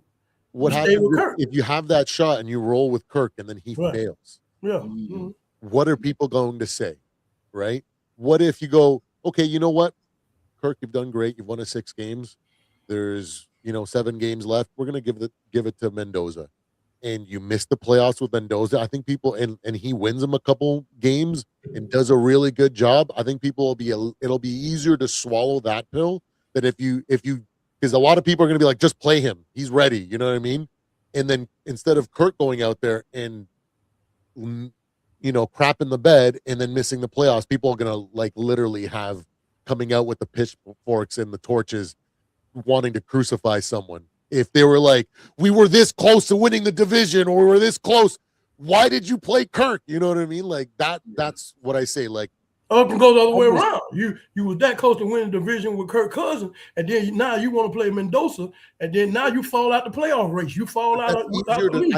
I think that's easier pill to swallow than if I don't Kirk think so. I don't think craps so. the bed and then you guys missed the I don't think so. If you that close, if you're 6-4 and your division's around 6-3 or something like that, then you don't put Mendoza in there because you're still neck and neck with those. I wouldn't put him in. I understand your logic, but let's ask the Raider fan right here. Yeah. If you were in that situation, host, and then Kirk Cousins craps the bed and you miss the playoffs, or then you put Mendoza in and he craps the bed and you miss the playoffs, what's easier for you to swallow? I would say Kirk Cousins. Okay. Yeah, I would just say Kirk Cousins. Kirk Cousins has proved in the National Football League that he knows how to win with a mediocre offense in Washington and a great offense with Minnesota. So he knows best of both worlds. And then you got to look at it like this. Yeah, he got the experience, but also this is a new system. So we can't, Raider Nation, we can't put too much on Kirk Cousins like that. We got to be patient. And I know, like Supreme said, that if he craps the bed, the fans are going to immediately say we want Mendoza because he's the Heisman. He won a national championship. He's the star. People want to see him. People pay money, tickets just to see him. And I get that. But also we got to be logic too, man. He's a baby in a man's world. Mm-hmm. So it works for some quarterbacks to put him out there like that and to be like, Mendoza, this and this and that. But then what if Mendoza, like you said, what if Mendoza crapped the bed? Then what? So basically I would say let's just stick to the veteran. Mendoza gonna get his chance. We drafted him, so he got 3 years. Oh yeah, we got a lot. He got 3 years to develop. He's gonna get his time. He is definitely going to get his time. Kirk Cousins is 37 years old, 36, 37 years old. He is going to get his time. But right now, I think we need to focus on Kirk Cousins and let's get this offense rolling. And I'm glad we got Kirk Cousins. Mark doesn't agree with it, but I'm glad we got the guy because even though Kirk Cousins is not a teacher, he's not trying to teach this young man nothing. No. Like you said, Supreme, he is coming in being a professional NFL player. And let's say we go 10 games in, he's going to learn. Mendoza's going to learn he's going to see how to win on a high note, and he's going to learn how to lose on a low note. So he's going to be best of both worlds. We're going to win games by field goal. We're going to win. We're going to blow guys out. Again, we might get blown out. So this is what he's just going to have to sit there and take notes. And I know the crowd is going to go crazy, but logically, bro, we're gonna have to just pump the brakes and be calm. Mendoza, Raider Nation, Mendoza is going to get his chance, but we got to ride number 8. Number 8 is our guy. And the fans can be brutal when it comes to a situation like that. Cause I remember when Michael Vick came in the league, and they had Chandler as the quarterback for Atlanta, and they were praying. His wife even heard it. They were praying for him to get hurt. Yeah. They even had kind of like death threats for him, man. They wanted Michael Vick to get in there so bad. Yeah. And these fans can be brutal with that kind of situation like that. But I really feel like, if you're in a situation where you're still in the hunt for the playoffs, I just don't think you throw him in there like that because you even though he have learned in 10 games, I think you still in the position to at least get in a wild card or be competitive in the division. Absolutely. Get in the playoff. And so then the fans will turn against you if you switch. And then now the chances are going down instead of going up like they were. I agree. So I would continue to play them. Q is right. But if it was the other way around, if it was the other way around, 3-7, you throw his ass in there. Yeah. Well, that's an easy decision. But I'm talking like I just hear Mark in my head going, "We're 6-4, we have a chance. Kirk ain't it," and he's gonna point to all the bad situations in those 10 games, and he'll say Mendoza wouldn't have done that. Mendoza would have been able to extend the play, or he's younger. He's gonna say all the things, and he's say, "I want Mendoza now. This is our only chance of making a playoff run." Because the thing is that most fans are illogical. They're not like us, where we think about it rationally. Yeah, you go. And I understand your point of view, and I also understand the irrational fan that's going to say, even if there's the Kirk wins them 9 games and only loses 1, they're going to be saying put Mendoza in. Yeah, they're just like that. You know what I mean? Fans are just crazy like that, right? Oh yeah, I've been there last year. I've been there when. And let me tell you something. I've been there when the Raider fans, when Geno Smith came out, I was at the game. And when they was doing the starting line, something that you guys don't see on TV. But when they was doing the offensive introduction, when Geno came out that tunnel, the stadium erupted with boos. I mean, they booed the entire time he ran from the tunnel to the field. They booed him. So, and it's not just Raider fans. It's any other team, that's wanting to see. Yeah, fans don't play. They don't play. They don't play, man. They're very, very brutal. Also, it can play on the team as well. When you hear a lot of boos, mentally, it plays on the team. It plays on the team. So yeah, I agree with both of y'all. I think let's stay with Kirk Cousins because Kirk Cousins got what it takes. Kirk. I was a Kirk guy, So like for me, like I remember when Kirk Cousins and RG3 came into the league. When RG3 went down with that injury and he played for like 4 games or something like that, I remember tweeting Rick Spielman and saying, trade for Kirk Cousins right now. That guy is a solid quarterback. I'm sick and tired of this. I think we were probably with Bradford. Maybe we're in the Sam Castle year or whatever it was. Yeah. Before Teddy Bridgewater took over after that broken ankle or whatever it was. Like, I was just like, I don't want to deal with this anymore. Just like, bring this guy. This guy will be a starter. And he was. We got him on like 7 years later, but that's when I was. So I've been a Kirk fan for a long time. But it worked out. It worked out because he got the proper system with KOC. Because remember, KOC won the Super Bowl in 19 with the Rams. Then he immediately went over to the Vikes. Y'all got Kirk Cousins, and y'all was off to the running. You went 13-4. You won a division. Kirk Cousins was top 3 in MVP race. Like it works. 2016. KOC was on the coaching staff in Washington too. Boom. There you go. That's why it worked when he came. Boom. And he took Kirk Cousins. He took Washington to the playoffs. They haven't been in the playoffs in like 15 years. So it works.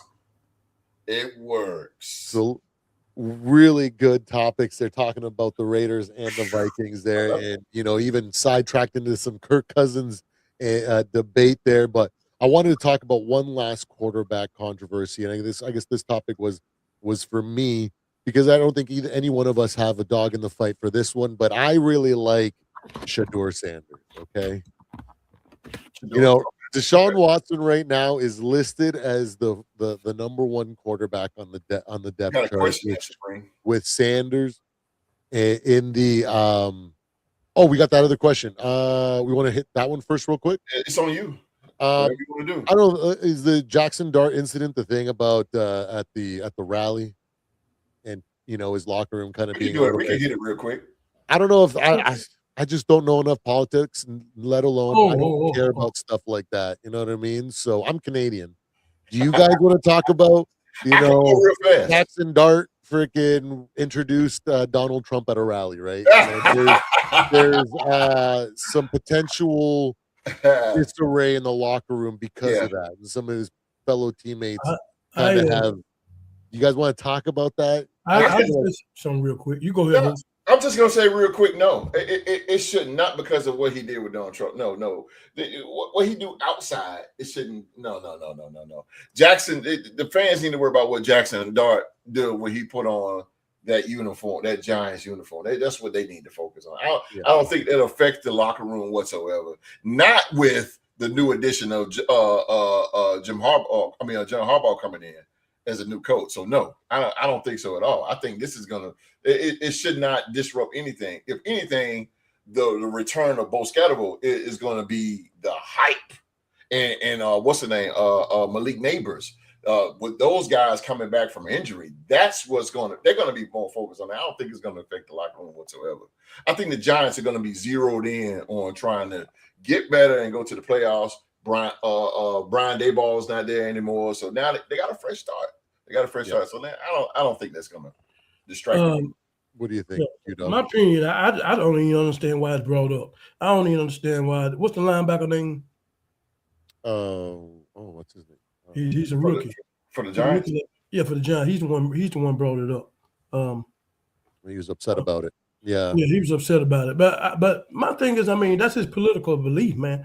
I just don't understand why just because he roots for a certain president or a thing of that nature. How does it affect y'all on the football field? How does it?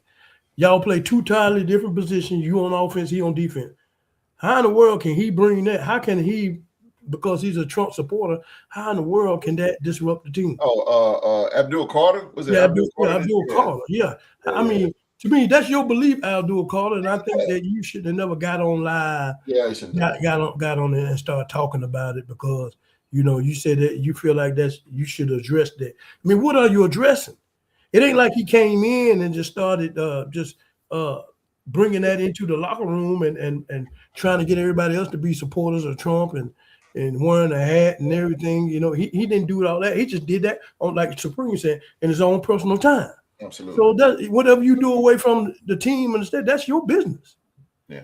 But as long as you come in here and put your hard hat on before you get out on the field, then that doesn't. They've been seen taking pictures together, hugging it up, and all this. And so if you're doing all that, that means like it should never been brought up. Yeah, that's a man's personal belief, man. Whatever. And as long as it's not coming on the field disrupting anything, why bring it up, Abdul Carter? Why bring it up? No, that's his belief. So if you start doing that, you need to start pointing. It's more than him that's Trump supporters in the NFL. So you need to start talking about everybody else. Then you'll be talking all day and all night long. You should be worried about who's on your schedule and who's coming to the head. That's what I'm talking about. Yeah, you need to worry about going to be on the other side of the field. You worry about beating them Cowboys. I know that's right. You need to worry about the Cowboys. You need to worry about beating them Cowboys that owned you last 4 seasons. That's what you need to worry about. I agree with that. I definitely agree with that. And for me, it's like I'm Canadian, so that stuff, like I don't even care about politics to begin with. So to me, I don't care, So I'm like, to me, what matters if I'm looking at the Giants, because I like the Giants in the organization.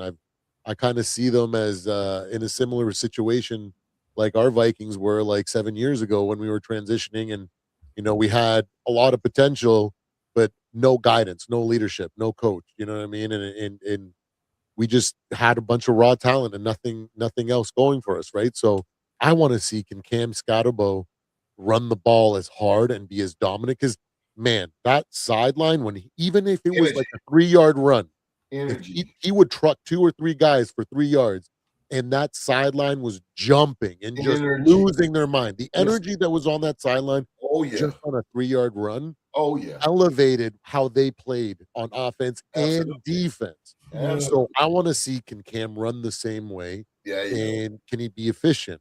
I want to see, can Jackson Dart learn to throw the ball and be and put up more than 37 yards in a quarter when things are going rough, when the good defense is in the game, like when we went in there and embarrassed them, right? So that's what I want to see. I want to see what they do. I want to see, can Malik Neighbors come back from this injury and look like that that dude again. Yeah. You know what I Yeah, mean? So yeah. that's what matters to me. I don't care what Yeah. you do. You could be freaking. I'm not even going to say because I could say some wild things. I don't care what you're doing on the Say it. off season, or I don't care what you're doing Yeah, I don't outside care the locker what you room. do. You could have 10 girls on your arm, or you could I have know that's one right. dude on your arm. I don't Hey. care. You could be supporting Taylor Swift. You could be supporting Donald Trump. I don't care what the heck you do outside of the No, that's right, buddy, bro. and outside of what you do on the field. I only care what you do on the I'm field. telling you, Joe Do Namath you- slept with girls before the game, man. He won a Super Bowl. Exactly. Who So, cares? Like, it's just to me, you it know, sounds so stupid to make the whatever. headline, but it's just the way the world is right Yeah, now. it So I is. think It it's is. stupid, and I It hope is. it doesn't affect the locker Right. room because they have a Right. lot of potential. If John Harbaugh goes in there and does what he does, because we know what he can do, he's Right. going to change that identity. He's going to Right. change that culture, and Right. all of a sudden they're going to be a team that you may beat them, but it's not going to be an easy win. They're not going to roll over. They're going to come hard at you. And over the next couple of years, you're going to develop into a team that can win games, and you're going to not want to face them. And that's what the Baltimore Ravens were back in the early 2000s, the 2010s. Sometimes they weren't great, but you didn't want to play.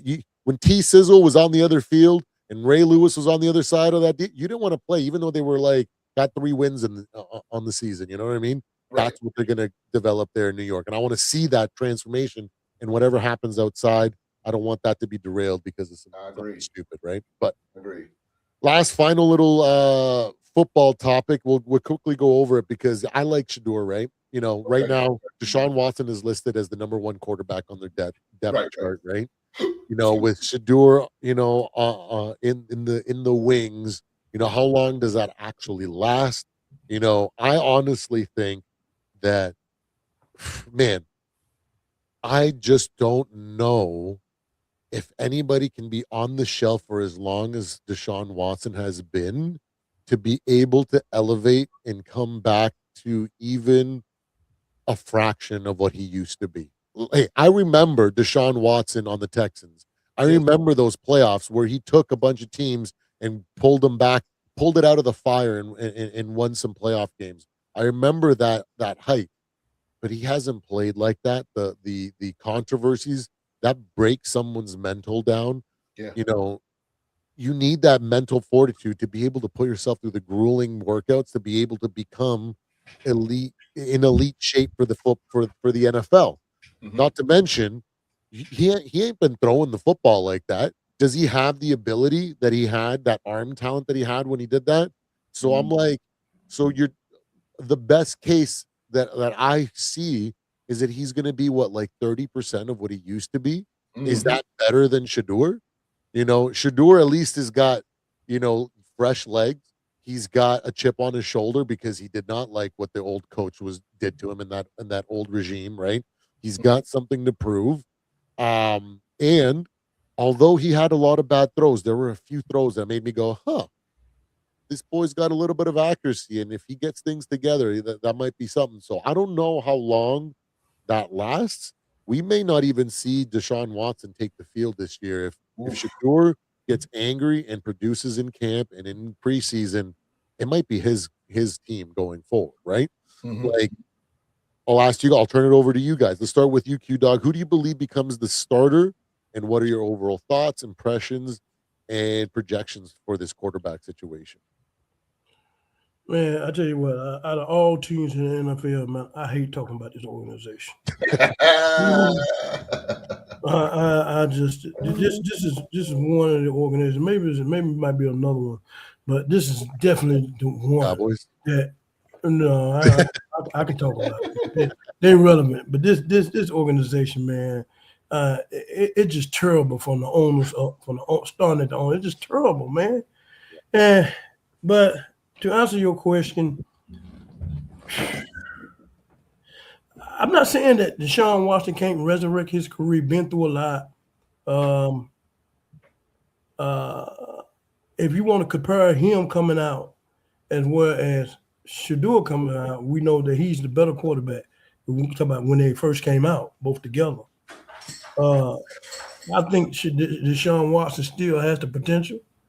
I think if he can just get that out of his mind, you know, that like you say, I like that. A lot of that stuff, those things that they do off the field derails quarterbacks, and their mentals be messed all up.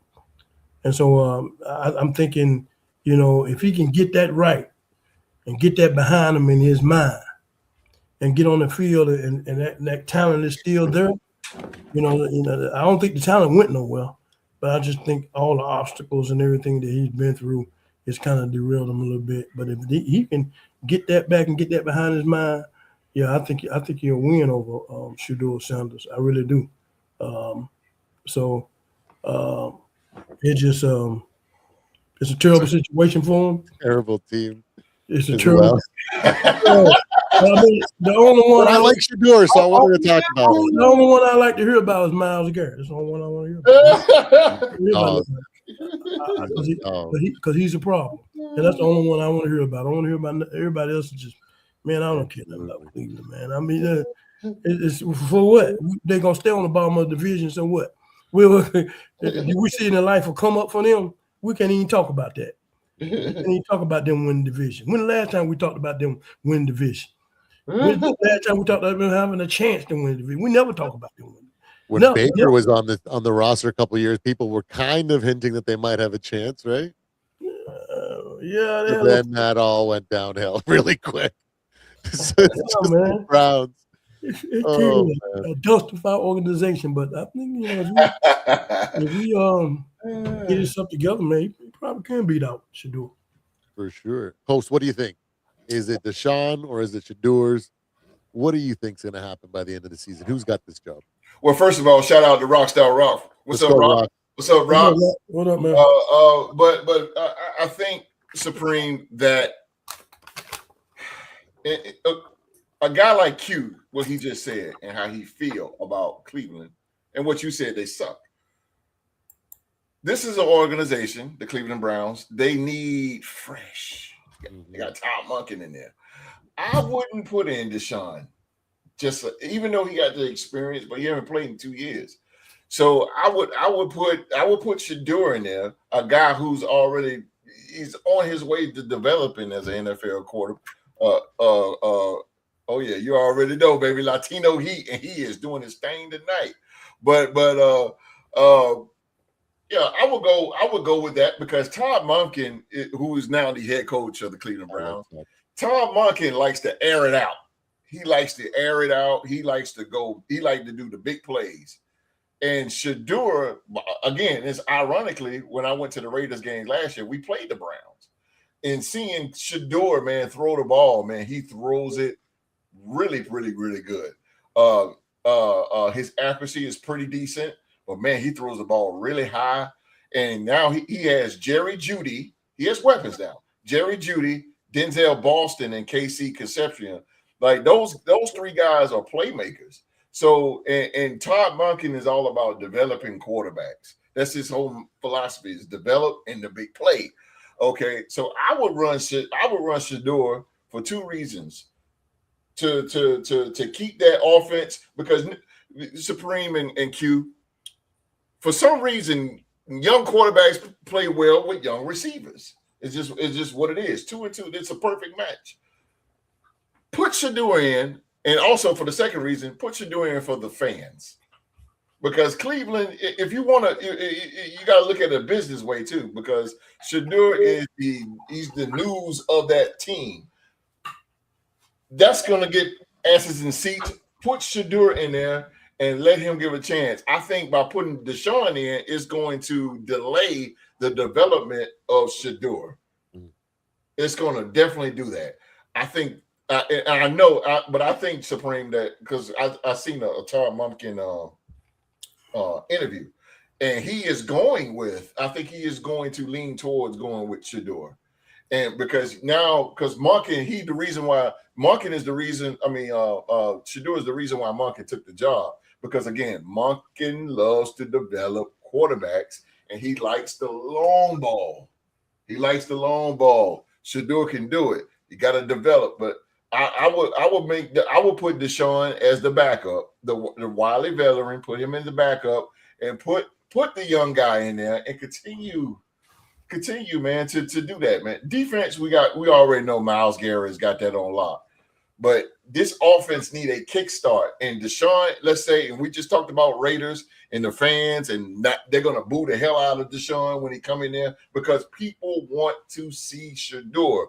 In this situation, just like people want to see Mendoza, they gotta wait. But this time, you got to put in Shador because Shador, he is already getting a concept of the offense. He's already gaining a relationship with the players as well. Put him in there. Put him in there and let him develop. Let him develop, man. Because again, you put in a guy like Deshaun, it's kind of like you're killing his aura, and that can also mess with his mind too. Because it's like, okay, we're going to go with Deshaun, and then Shador gonna be like, damn, I suffer with this team, man. Like, I mean, come on, man. But yeah, I think Shador Supreme. I think he should do it. I think he should come in and get some relationship with KC Concepcion and Denzel Boston, 2 rookies, and get some relationship with those guys. Run some routes. Just get to know each other because again, young quarterback plays well with young receivers. Mm-hmm. It's going to work because again, those of you who don't know KC Concepcion and Denzel Boston, those guys are playmakers. They are playmakers, man. Put them on the field with Shador. It'll keep the fans happy, and that will do some wonders in your offense. Now, the only thing you got to worry about is Baltimore Ravens secondary. But then again, that's okay. I'd rather again put Shador in. Put Shador in. Rockstar Rock. He said Cleveland got nice young nucleus to build the future. The fans are behind Shador. Exactly. See? See that? You see that? And I just, it's like, it seems like such a low probability that Deshaun can reach those heights that he once was at. Yes, sir. Plus, I just really like Shador. I hate like when somebody doesn't get a fair shot. Yeah. And he never got a fair shot. And he was banging people. Like, man, I am so glad we did not hire Kevin Stefanski when he was almost our head coach. He almost ruined our Vikings organization, right? Before we hired KOC, we could have been stuck with Kevin Stefanski for 5 years. You know what I mean? That could have been terrible. So feel sorry for Falcons. You know, let the man go, you know, and let's see Shador kind of do it, you know, and one way or another you'll know if you got something or not, right? Yeah, put the young guy. Let's move on to the NBA. True to the game is in the building. We got some freaking NBA topics. Oh, this is something that comes close. Yeah, I mean, I was rough last week, but anyways, I rained out so bad. Bro, that was so cold. You have no idea. Like, but you know, you got to be out there with your team. Yes, sir. Anyways, I really like, this is a topic that I'm really passionate about, and that's the NBA GOAT debate. Okay. Here he goes, starting fires. In my opinion, and I think statistically speaking, outside of the previous GOATs before Jordan, no one has a legitimate case outside of Kobe. Actually, no, we'll throw Kobe's got the only legitimate argument to even be in that debate. But we know that he can't, because it's like you copy Jordan. So a lot of people discredit that right off the bat, right? So, but in modern since Jordan became the GOAT, so I don't think there is anyone that has a legitimate argument to be in that debate. And I think it's ludicrous that we force, you know, LeBron James, faux GOAT James, because he's nothing like, to me, he's like faux fur, you know, fake fur, because he's not the GOAT, okay? Right. To me, you can't win, you can't have a 40% win ratio in the finals and be considered the GOAT, okay? That's right, dog. See, and my dog Ollie said he's like he's a fraud. Okay? Right. And, you know, for many fans, Jordan still is the gold standard. You know, yes, he's got the championships. He's never been to a game 7, dominance, aura. Some even people will throw in cultural impact, because if it wasn't for Jordan, the NBA wouldn't exist. Let's be real, at the level that it is. You know, like, it's how many years retired and people still wear Jordans. I don't see anybody going like, oh man, I really need to get me some fresh LeBrons. You know what I mean? Like, no, they want Jordan. Right. You know what I mean? So his cultural impact, I don't think that plays a factor when it comes to the GOAT, because it's about who is the closest to perfection in the skills of the game plus the resume. And when you have a near perfect resume, and when you were arguably one of the most talented players to ever exist, you know what I mean? Like, you can't really contend to that. He's miles ahead. He's got 2 3-peats, okay? A leader that can create 2 3-peats. People are like, oh, well, LeBron entered the league and he had a crappy Cavs team. And I'm like, wait. So what happened? Jordan got drafted as a lottery pick too and got onto a coke-infested Bulls team. And over how many years he turned them into a dynasty, a juggernaut. Yes. You know what I mean? So to me, there's no competition. There's no one that can actually legitimately be in the GOAT debate right now. So looking ahead, do you think there will ever be another player capable of building a true GOAT level resume against Jordan? Could it be someone in the league right now? Could it be SGA? Could it be Anthony Edwards? Could it be Luka Doncic? Could it be Victor Wembanyama?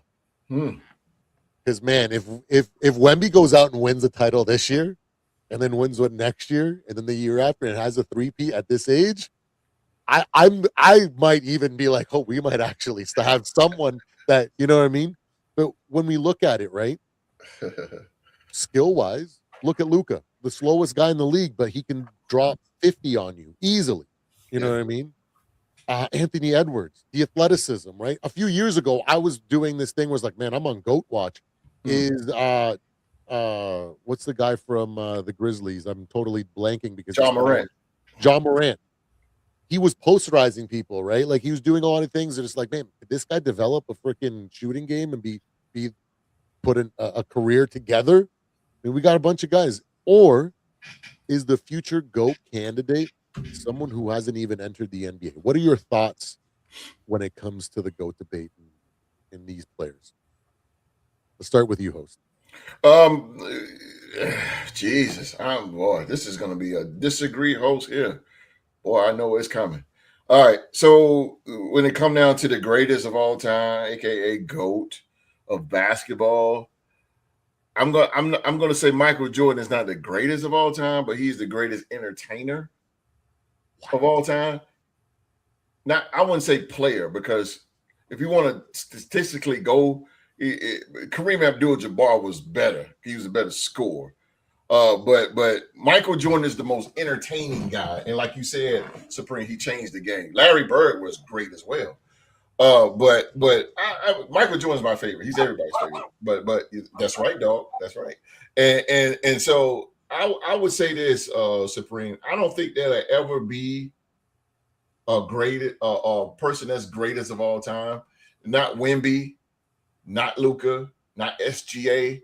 But let me tell you why. Because the game has changed so drastically, and it's so watered down and soft now that you can't really, even LeBron James, you can't really put them in that category of greatest of all time, because Magic and Bird and Kareem and Jordan and Isaiah Thomas, throw him in there too. Those guys play in a more strict type league, more gritty type league, where the competition, in Charles Barkley, all those guys, Shaq, all of them, Kobe too. Those guys played in an era where the competition level was extremely high, and those guys had a will to win. They didn't care about money; they cared about winning championships, man. And I think that Michael Jordan, again, he changed the game. Of course, he changed the game dramatically and put the NBA on the map. But the NBA was already on the map with Magic and Bird. It was just different generations that phased out. And Michael Jordan was boom. He blew up, man. But host comment really stopped my internet. No, I'm saying he's the guy. I know, because Supreme was like, what? He's the greatest. He's my greatest. He's my greatest. But I won't say he's the greatest basketball player. He even said it. But the most entertaining. But again, I don't think Wemby and I don't think those guys. Kobe Bryant was the next closest guy that can do that, because even though Kobe copied this move, we love Michael Jordan because he put on the spectacular plays, but we also love Michael Jordan because he had the will to win. He had the drive and the determination. You don't see that with Luka. You don't see that with SGA, but you do see that, and not being biased, with Victor Wembanyama, because somebody, I think Rockstar Rock said it last week, that Wemby turned the whole All-Star game around. He turned the whole All-Star game around. Now I want to watch the All-Star game because Wemby put on a show, and he wanted to win in that All-Star game. Previous All-Star games has been watered down, sucked, because guys they didn't care about playing. They didn't care about winning. They just go out there, throw some alleys, and just lack of defense. But Wemby was playing defense. He was blocking shots. He was scoring. That's what we like, us old school, us older guys. That's what we like about basketball, and that's why we love. That's why me personally, I love Michael Jordan. And it goes back to when he played Utah in the '97 finals when he got sick.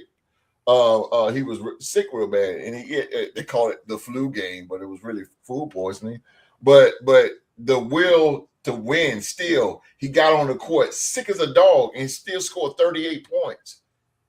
The way he was feeling, he was dehydrated, man. Mark said it. Okay, appreciate that. Yeah, Mark said it.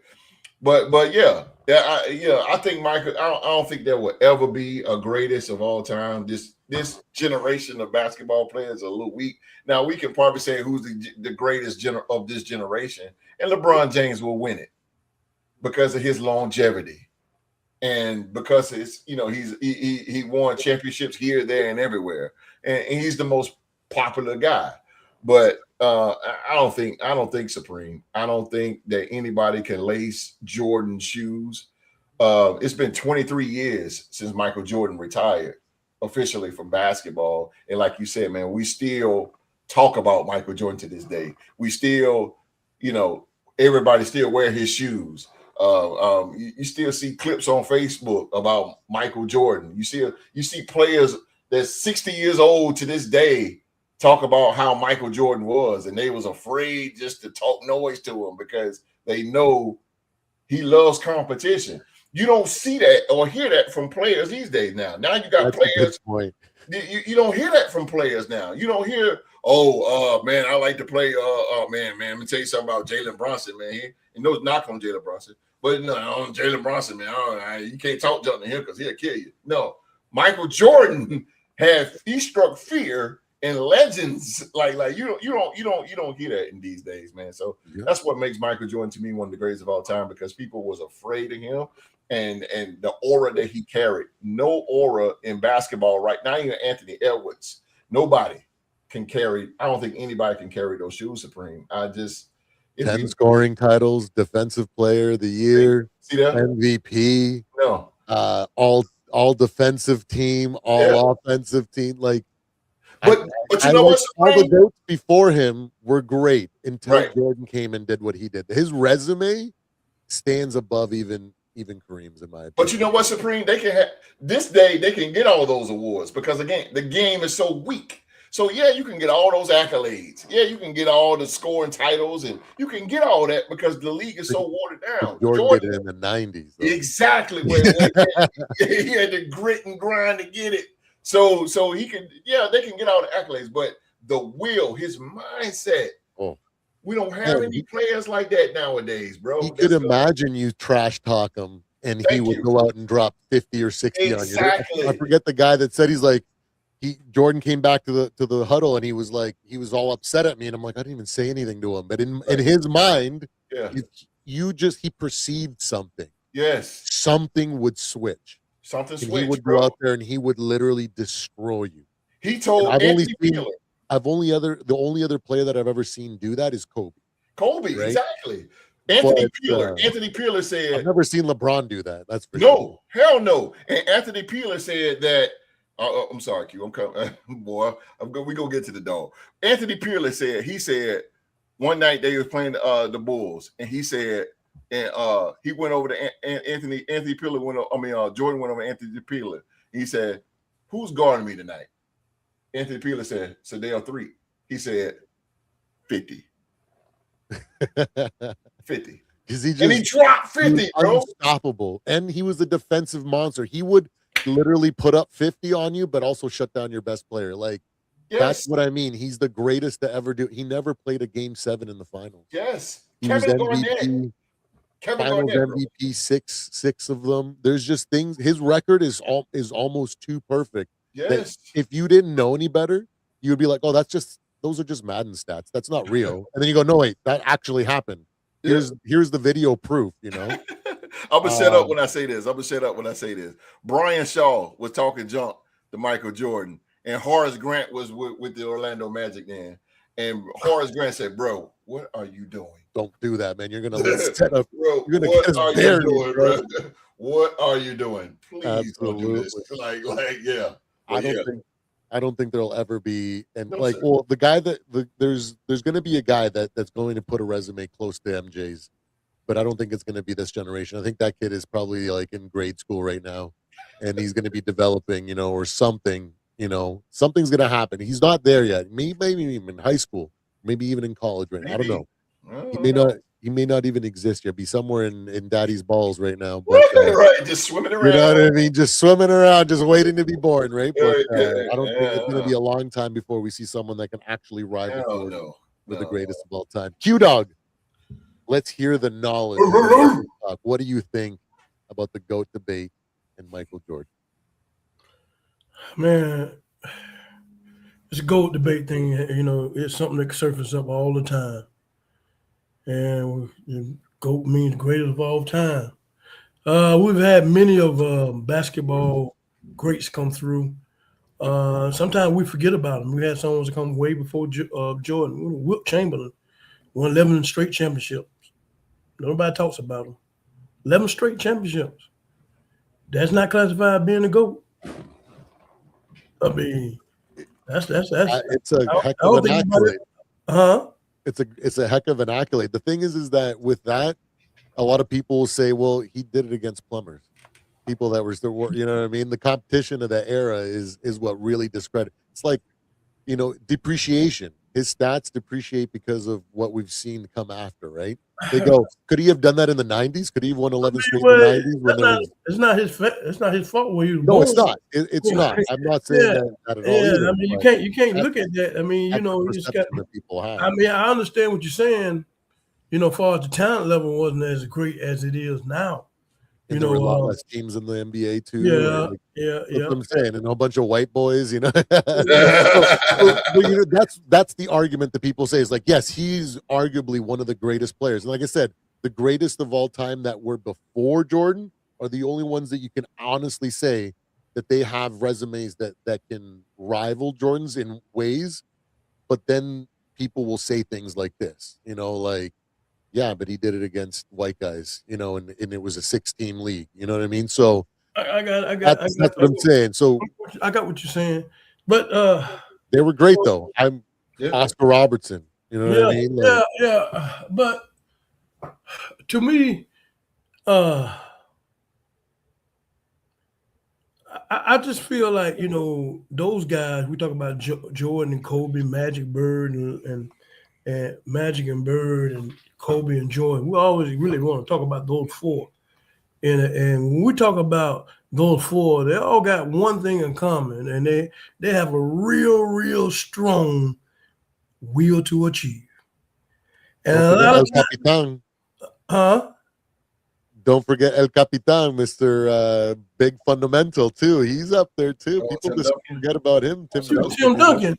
He was a dog, man. Yeah, he was. Tim Duncan. Yeah, he kind of forgot about though. When you talk about GOAT, we don't really mention Tim Duncan. No, we're gonna always mention Larry Bird, Kobe, Magic, and Bird. We're gonna always mention them four. And to me, when you hold that bar up there to a will to achieve, that's to me that's definition where GOATs fall up under. But a lot of players can't reach that. These players right here, not only what you see in the game, this is what you see in practice. They just competitive. You just don't want to just play a pickup with these guys, man. They're not gonna stop. I mean, they just ain't gonna stop, man. They shooting 500 jumpers. Larry Bird shooting 500 jumpers. He come out the court. Different. He thinking about Magic Johnson. And he say that if I show 500, I know he's somewhere shooting 700. He get back out there. You keep your competitor on your mind. That makes you stronger. That makes you get to that high accolade, because when you see him, you want to destroy him. You know, the best wants to beat the best. Now we see when the best play the best, it's just whatever. They just want to swap jerseys. They want to swap jerseys. Yeah, don't get me started on They that. don't care about destroying. Give me a signature in your jersey, bro. Yeah, I mean, Thanks, LeBron. that's a big sign of weakness. That's a very big sign of weakness facing your opponent. That's a big sign swapping jerseys. That makes you don't want to drive and be the best. You're just playing. To me, when you're swapping jerseys, you're just out there playing the game. Yep. No, you can't do that, man. Jordan was out there battling. Yeah, you try to destroy that person. You thinking about this person next. Also, this person took your season. So you think about this person all next season till you get back to this point. Remember Bird and Magic, that rivalry, bro? That was the 80s. That was the 80s. Sweet, but I'm thinking that GOAT thing. I mean, we might have someone to come along. We might not see it now.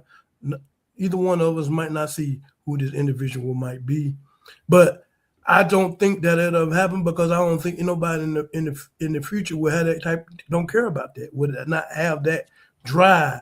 Will I know that, okay, Michael Jordan is the best, then I'm gonna be the best. I don't think nobody cares about that.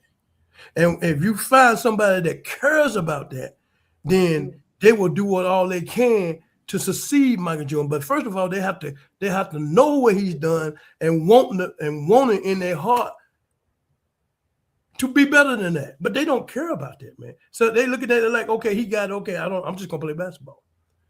That's how they looking at it. Okay, yeah, you're a generational talent and everything. They talk about Michael Jordan, this and that. I don't care nothing about that. We're talking about me. They do not care about succeeding or putting their name above on a bar in the NBA that nobody can touch. They don't care nothing about that, man. It's not a fact. You can tell money now. You can it's about, they're playing just to be playing. Mm-hmm. And they got tremendous talent. They're playing, they're out there, but I don't think nobody cares about being the GOAT. Mm-hmm. So I think that's a title that Jordan gonna wear for forever, because don't nobody cares about beating the GOAT. They don't care. Okay, you put the title on them. That's what y'all call them. Okay, they don't come in and saying that, okay, then I'm gonna show you who the new GOAT gonna be. When anybody say who the new GOAT gonna be, nobody gonna say that. Don't nobody say nothing. I'm gonna be the next GOAT. Anybody say they're gonna be the next GOAT? They do not care. That's something in the past. That's before them. They really don't have respect for basketball players that played before them. They really don't. Look at the comments that your boy made for the Timberwolves. I mean, they don't care, man. They disrespect the players that came before them. But yet he's not even made it to the Western Conference Finals yet, and you talking junk. I mean, they just. It's a different NBA now, and that GOAT title that you saying that will always be carried by Michael Jordan, because he is the last GOAT, great of all time. These guys can be potential GOATs. They can be, but that's too much. That's too much. That's too much. Compare how Jordan, how he played defense and how he played offense all those years, how much he put into the game, how much he poured into the game. You think these players want to do that? No. They don't want to do that. They don't want to do that, man. It's too much for them, man. That's too much. They don't care. You can have it. I don't want to go on that level. I don't want to do all that work. I don't care about shutting somebody down. I don't care about me winning multiple championships. I don't care about my name being put up there. They do not care. Yep. That's what I'm saying. He might not even be born yet. Like that guy with that mentality that's going to come out wanting and believing he can dethrone MJ, he's going to come to the league. He'll never say a word about that's his goal, but he's just going to go out and do it. And he's going to put up stats, and he's going to lead a team, and then he's going to end up doing better. And at the end, he's going to say, my goal from the moment I got into the league was chasing Jordan down. I didn't care about any one of these jokers because they are nothing to me. You know That's what I what mean? I'm He's the only competition that I That's- ever foresaw. You know, that's that person what we're probably gonna ain't in the league. He we're might be gonna in have great to hear pain that right from somebody. We're gonna have to hear that from somebody that wants to take that journey, put it in blood, sweat, and tears. You know what I'm saying? And be willing to put their life on the line to get to that point. Yeah. You got Jordan that's a GOAT. You got Tom Brady that's a GOAT. But both of those guys together, they had a gripe. Right. They had a gripe. They had something that was rubbing against them. Jordan got cut in high school. Right. Tom Brady, 177 pick, 7th round pick. They had something. They had something that they kept trying to erase. It stayed with them. That's not gonna never go nowhere. But they're gonna get out there and make you forget about that shit. You know what I'm saying? But it's so buried beneath them because they got so many championships. You have to dig deep to get it. And when you dig deep to get it, and when you mention it to them, they're gonna get out there and do something else to make you forget about it. Yeah. That right there started them on their journey. Yeah. And when you get players out there, if you haven't had that happen to you, the way these guys, they take that shit seriously, man. Exactly. They take that seriously. You have to have something to happen to you to get cut, or you're gonna make everybody feel the pain that they was wrong about you. That's right. That's right. Yeah, they was wrong about you, man. And that's Jordan why Tom wasn't Brady stayed away. That's why he did. That's why he did what he did, because he want to let them know that you was wrong about me. And Jordan, when he did his retirement speech, I want to talk to the coach that cut me in high school. He was like, even in his retirement, he was still salty then. Yeah, he said, you was wrong about me, dude. Yeah. Didn't know he was right about you. At the time. Yeah, he was right. He created a monster by doing it. So. But in Jordan's eyes, he was wrong. Exactly. Let me go ahead, Q. But in everybody else's eyes at that time, he was right to cut you. You wasn't no good. Exactly. Okay. But that rubbed Jordan the wrong fucking way. Exactly. You know, every time when he playing you in anything, checkers, dominoes, or nothing, he'll keep you up all night until you win. He has a winning mentality, man. Yeah. You have to have these winning mentality. Kobe, when he came into the league, they want to party and hang out. Kobe stayed in the gym. I come here to win championship. Yeah, they were going to say. He was focused, laser focused on doing what Jordan did. Now you take these guys where we put, let's snap them to the side. Look at this generation now. Who has that kind of mentality? Yeah, come on. Name me one person. Name me one person. Come on with it. I cannot. You can't name me no one person, man. No, because sir. they just out there playing because they got talent and making some money. Yeah. Let me jump in the fire on that. Let me jump on the fire of that, because and Q is so right, because these guys now, all they care about is contracts and money, because these guys will sit out and not play until they get paid. You didn't see that in the 90s. Three things I want to bring up really, really quick. Larry Bird, Michael Jordan, I'm sorry, Magic Johnson heard back in the 80s, he heard that Larry Bird gets up 3 o'clock in the morning to go running. 4 o'clock in the morning to go running every day. Magic Johnson said, I'm going to get up at 3 in the morning and run. That's what I'm saying. Magic and Bird, they was great friends, but the best rival in basketball. Best rival ever.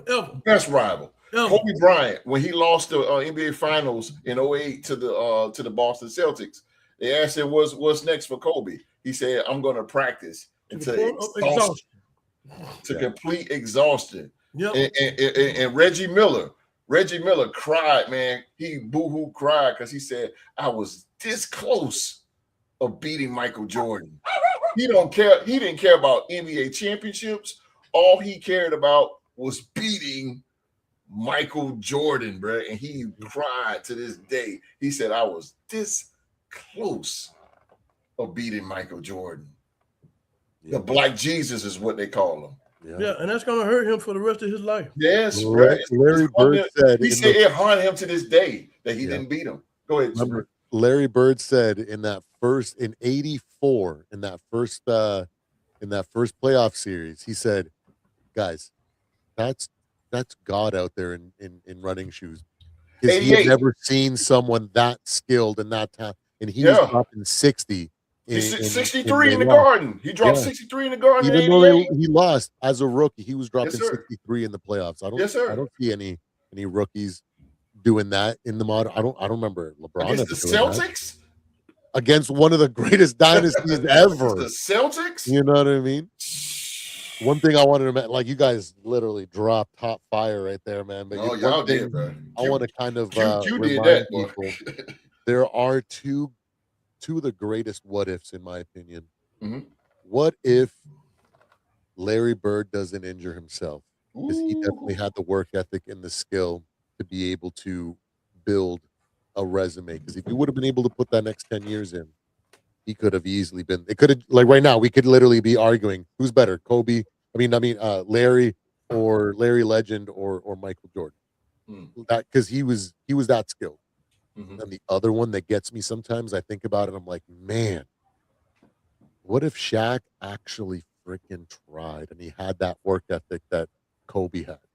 Yeah. He didn't even try. Like he was the most underachieving superstar. He, by his own mouth, he said, "I wish I really would have put that effort in." Mhm. Because what if he did? He could have 6. He could have 8. You know what I mean? Like he was so dominant Mhm. that they changed the rules. People built their rosters on just to be able to play against them because they knew that their centers were going to get fouled out just trying to play defense. Yeah, he started the Yeah, it was insane. He was so dominant, and but he accomplished what he did. Mhm. A three-peat, right? Kobe's the closest I think to be able because he has a three-peat, right? Mhm. Shaq does too, and he was giving us 40% effort, bro.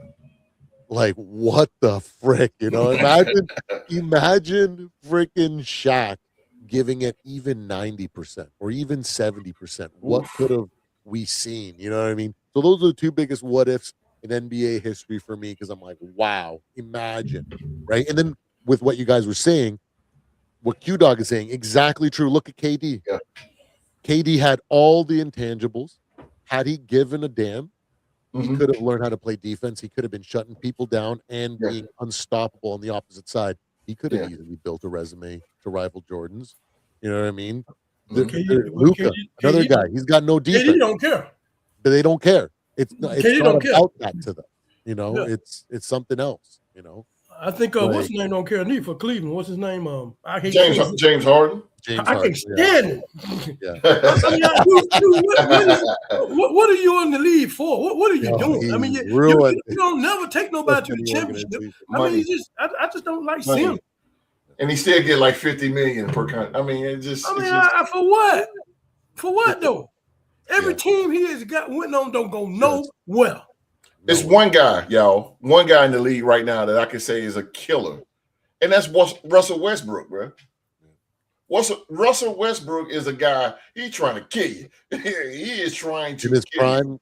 You can't take that away from him. Even though he's a little bit of a stat pattern, and it was more about stats and his accolades versus winning. That's the thing. He was unbalanced. If he had it right and he cared about winning as much as he cared about stats, Russell he may have been able to do something serious. But Dirk Nowitzki was a killer. Dirk Nowitzki, Dirk was great. Yeah, but he's an international player, and this is which brings me to the point that I want to say.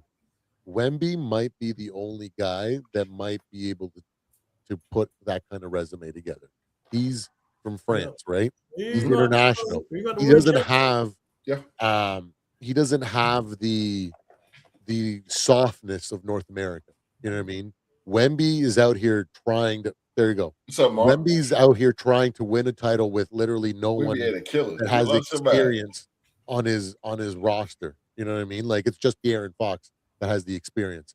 He doesn't care that he doesn't have the experience. He's out there trying to freaking, scratch and claw himself into a title because he cares, right? So I'm thinking, and he's so young, right? So for someone to match Jordan, they got to win their first title within 7 years, right? This is what Wemby's third year. Yeah, third. Only thing right? Only thing I want to see out of Wemby. Number one thing I want to see out of him, I like him to get more nasty with that damn ball. I like him to dunk on people. He's a little soft. I like him to get nasty with that ball. Reserved. Because when he do dunk, it look nasty. Yeah. When he do dunk the ball, I want to see more nasties in his dunk. He ain't got too far to go. He just dunked. Yeah, I'm saying, but it look nasty. I want him to get nasty with it, though. Yeah, embarrass people with it. he is a guy that's showing more. He shows more emotion out of all the players in the NBA. Yeah. If you see on the sideline, man, he was just indestructible. They was Good team player. Hammerstein was eating him up. Good team player. He put his arms around his coach. Absolutely. He's a good team player. Yeah, you go. That's it. You don't see that. Yeah, no, he's a good team player. You don't see that though. You don't even see that from Steph Curry. You don't see that. No. You don't see him going over to somebody that comes off the bench and trying to give him encouragement. Yeah. He did with the guy with the cornrows. He's willing to do anything to support his team and to win. Carter. This is what I'm saying. It's because Wemby's an international player. They grew up in a different mentality with a lot less than what they have here in the States. So also he's playing in the Spurs organization, and even though he's not there, Pop still is in his ear. Greg Popovich. Yeah, Pop still talk to him. Oh yeah, man. One of the greatest coaches culture of all that time. they've built there, that organizational culture. That's what can foster that fire. Absolutely, be able to. That's what I'm saying. Like a few years ago, I was thinking, can Ja actually develop and he be the next? Oh, they go more. But like now, look at and I was thinking Luka might be able to do it, but like as talented of a scorer that he is, he's a liability on defense. Anthony Edwards, as talented as he is, there's some flaws there. That's right, there are some flaws. That's right. Defense, man. SGA, he's up there, but he uses you guys want to call him a flopper, but he uses the rules creatively, to get to the free throw line. But Jordan also did too. Jordan would get to the free throw line. He was not scared. I don't know any greatest of all time candidate that has a career 72% free throw percentage. LeBron, you know what I mean? Like MJ, career 82% free throw shooter. He was not scared in the moment to drive and go to get to the line. Yeah.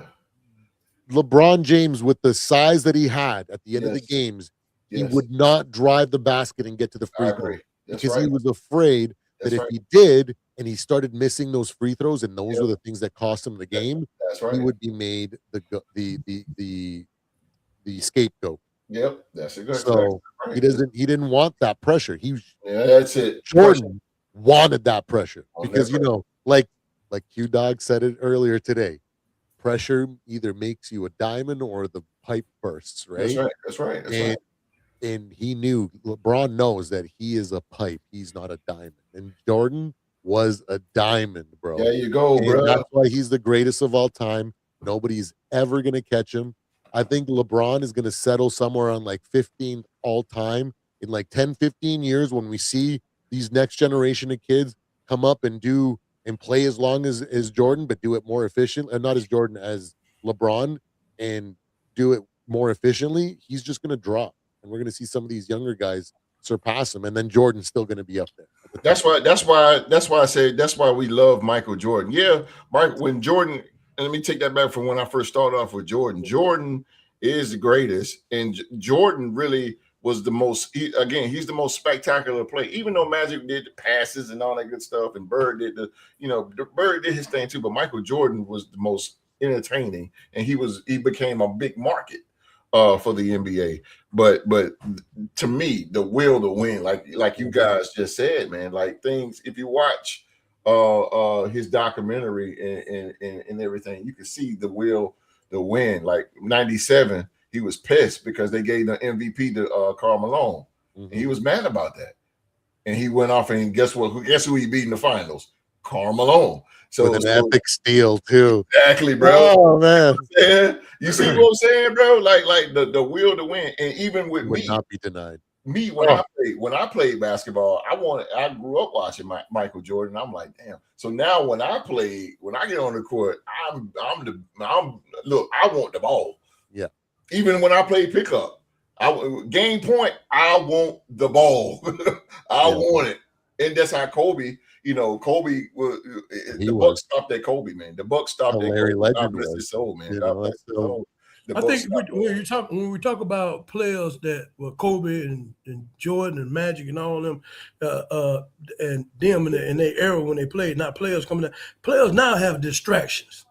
They got too much distractions going on. Yeah. They want to be. They want everybody want to be on a podcast. You ain't got time to be focused on the podcast when you're trying to be one of the best. I mean, that don't make no sense to me. Jaylen Brown. Yeah, I mean, you can't.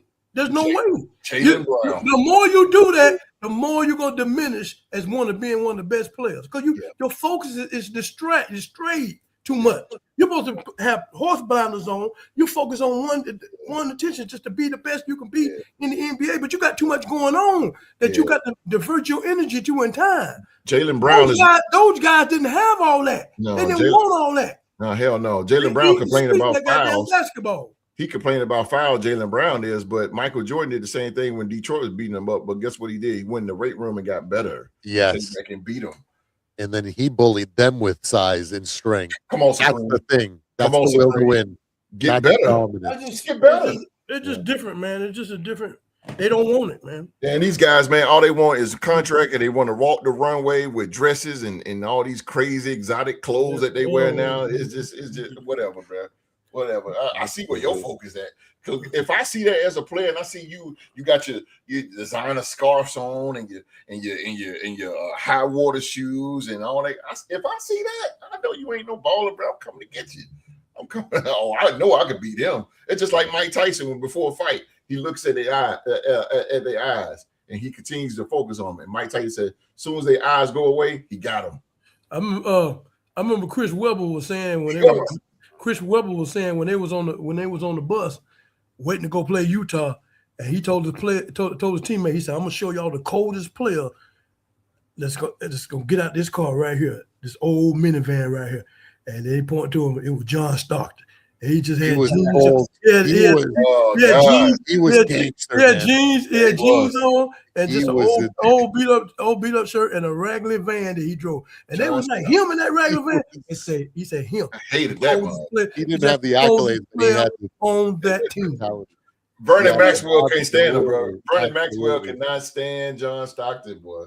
You know, Mark has a good point. Dennis Rodman skipped practice to be a pro wrestler, and he still won chip. But you know what the difference between Dennis Rodman was? Come on, Supreme. He learned, and he put so much effort in learning how the ball. He would sit there and watch how the ball bounced off the rim, so that he knew where the ball was going to go. Yes. So even though he was an undersized rebounder, he just had the knowledge, and he put the work in that no other rebounder, no other defender would ever do.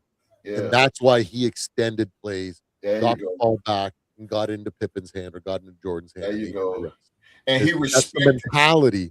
I mean, he was so good at what he did that he could take time off and go be a pro wrestler. Yes. He was still winning chips. You know, and he respected Michael Jordan so much too, brother, to come back. Yeah. He respected the Bulls to the fact that when he comes in the gym, when he come in, because he rode motorcycles and all that, and they know Dennis is gonna be Dennis. Yeah. But he rode motorcycles and all that. But when he got in that gym and Michael Jordan was there, Scottie Pippen said one thing about Dennis Rodman, you couldn't outrun him because he could smoke cigar, he could do everything in the world, but you couldn't outrun him. He had energy the whole game, bro. He didn't get tired. Yeah, Jordan never worried about Dennis. He never questioned him. He never even had to talk to him because he knew that he was just so elite at what he did. There you go.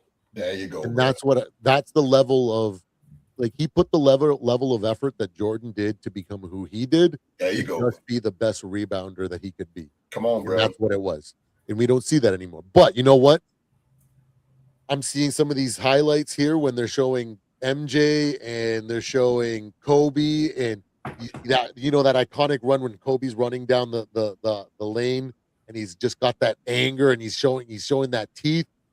And then they cut to Wemby, and he's like on the scorer's table, hitting his chest, and he's got that anger. Yeah. He's got that anger, and I'm like, Wemby might have a little bit of that old school mentality that might elevate him, right? I think that, I think it's a byproduct of where he grew up. Because if he grew up here in the States, he'd be soft like the rest of them. He's soft as hell. I just really appreciate him. And a lot of these European players that are coming over here and they're taking over because they have the mentality and they're willing to do what North American players won't. It's a shame. Basketball. That's a shame, boy. This is a shame. Kobe Bryant set the bar, man. I'll say this, and I promise I'm gonna shut up. Mitchell Robinson is out for the NBA Finals. broken index finger. Oh, People in the comments was like, "Man, tape it up and play." Tape it up. There's tape it up and play, bro. What are you kidding One me? game. How you gonna get there? How you gonna get that far? You never gonna know you're gonna get there. You can't take. You're a big man. Tape it up. Tape it up. Tape it up, bro. That's what they said in the comments. Tape it up and play, man. Kobe Bryant played with a broke finger. Y'all remember when the trainer went over there and did something to his hand? He put tape around and came back and he scored 42 I'm points. like, bro, cut it off or something. I'm playing.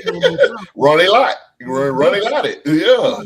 No, you gotta tape that thing up, bro. Yeah, man.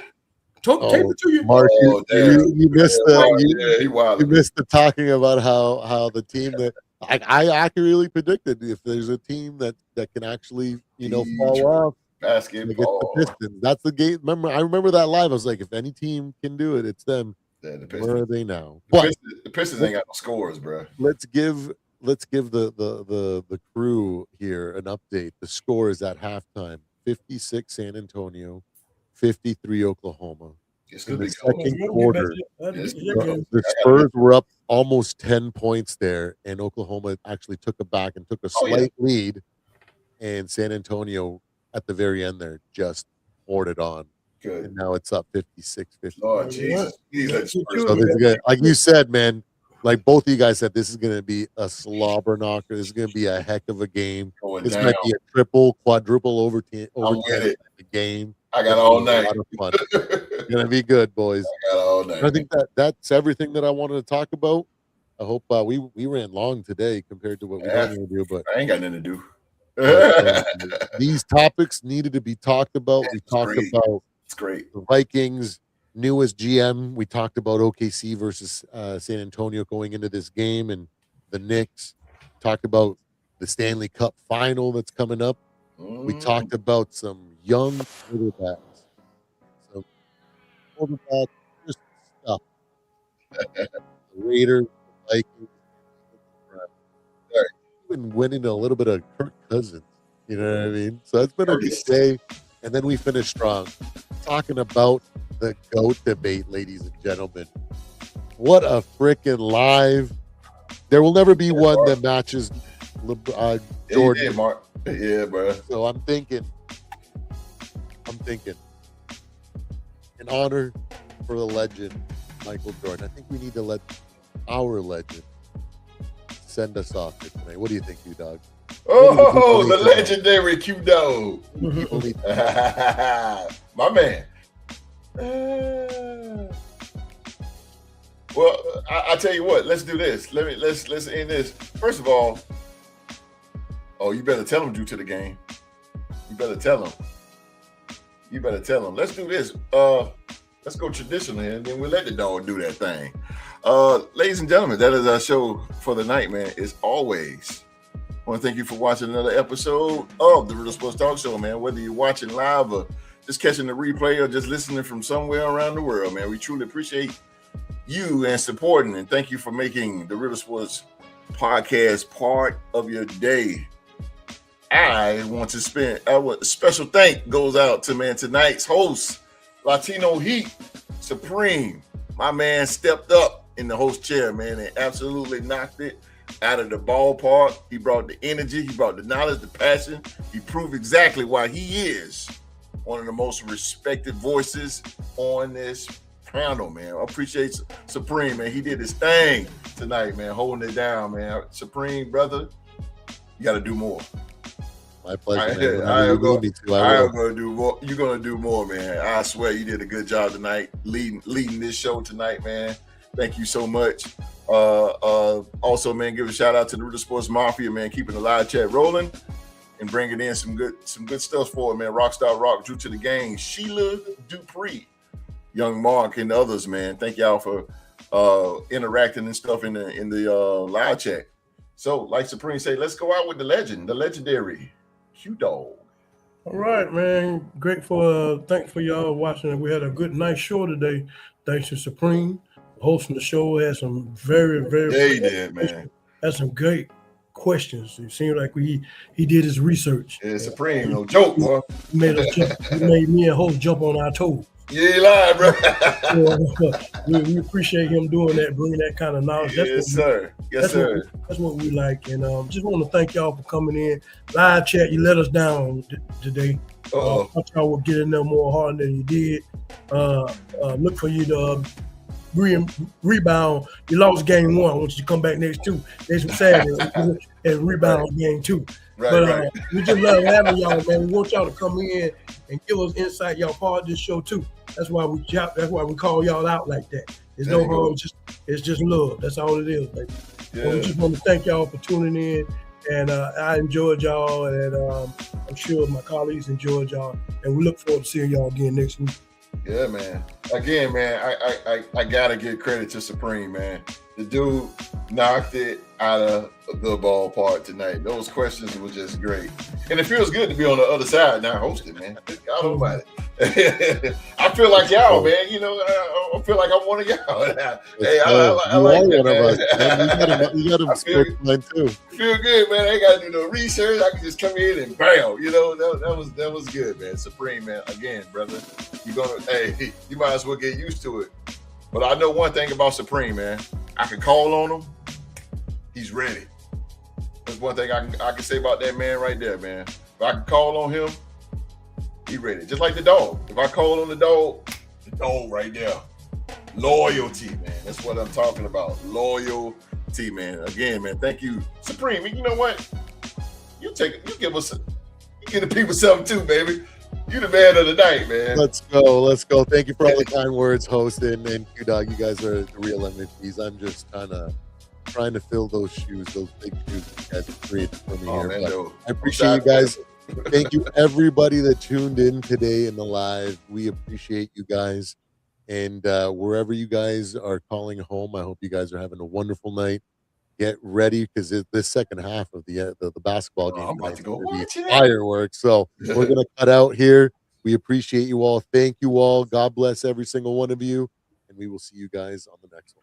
Yes, sir. Just like he said, y'all heard what the man said, man. Y'all heard what he said, man. And before you go, man, please hit that like button, subscribe, man, if you haven't already, and turn on that bell for all notifications so you won't miss an episode of the Real Sports Podcast or Real Sports Talk Show.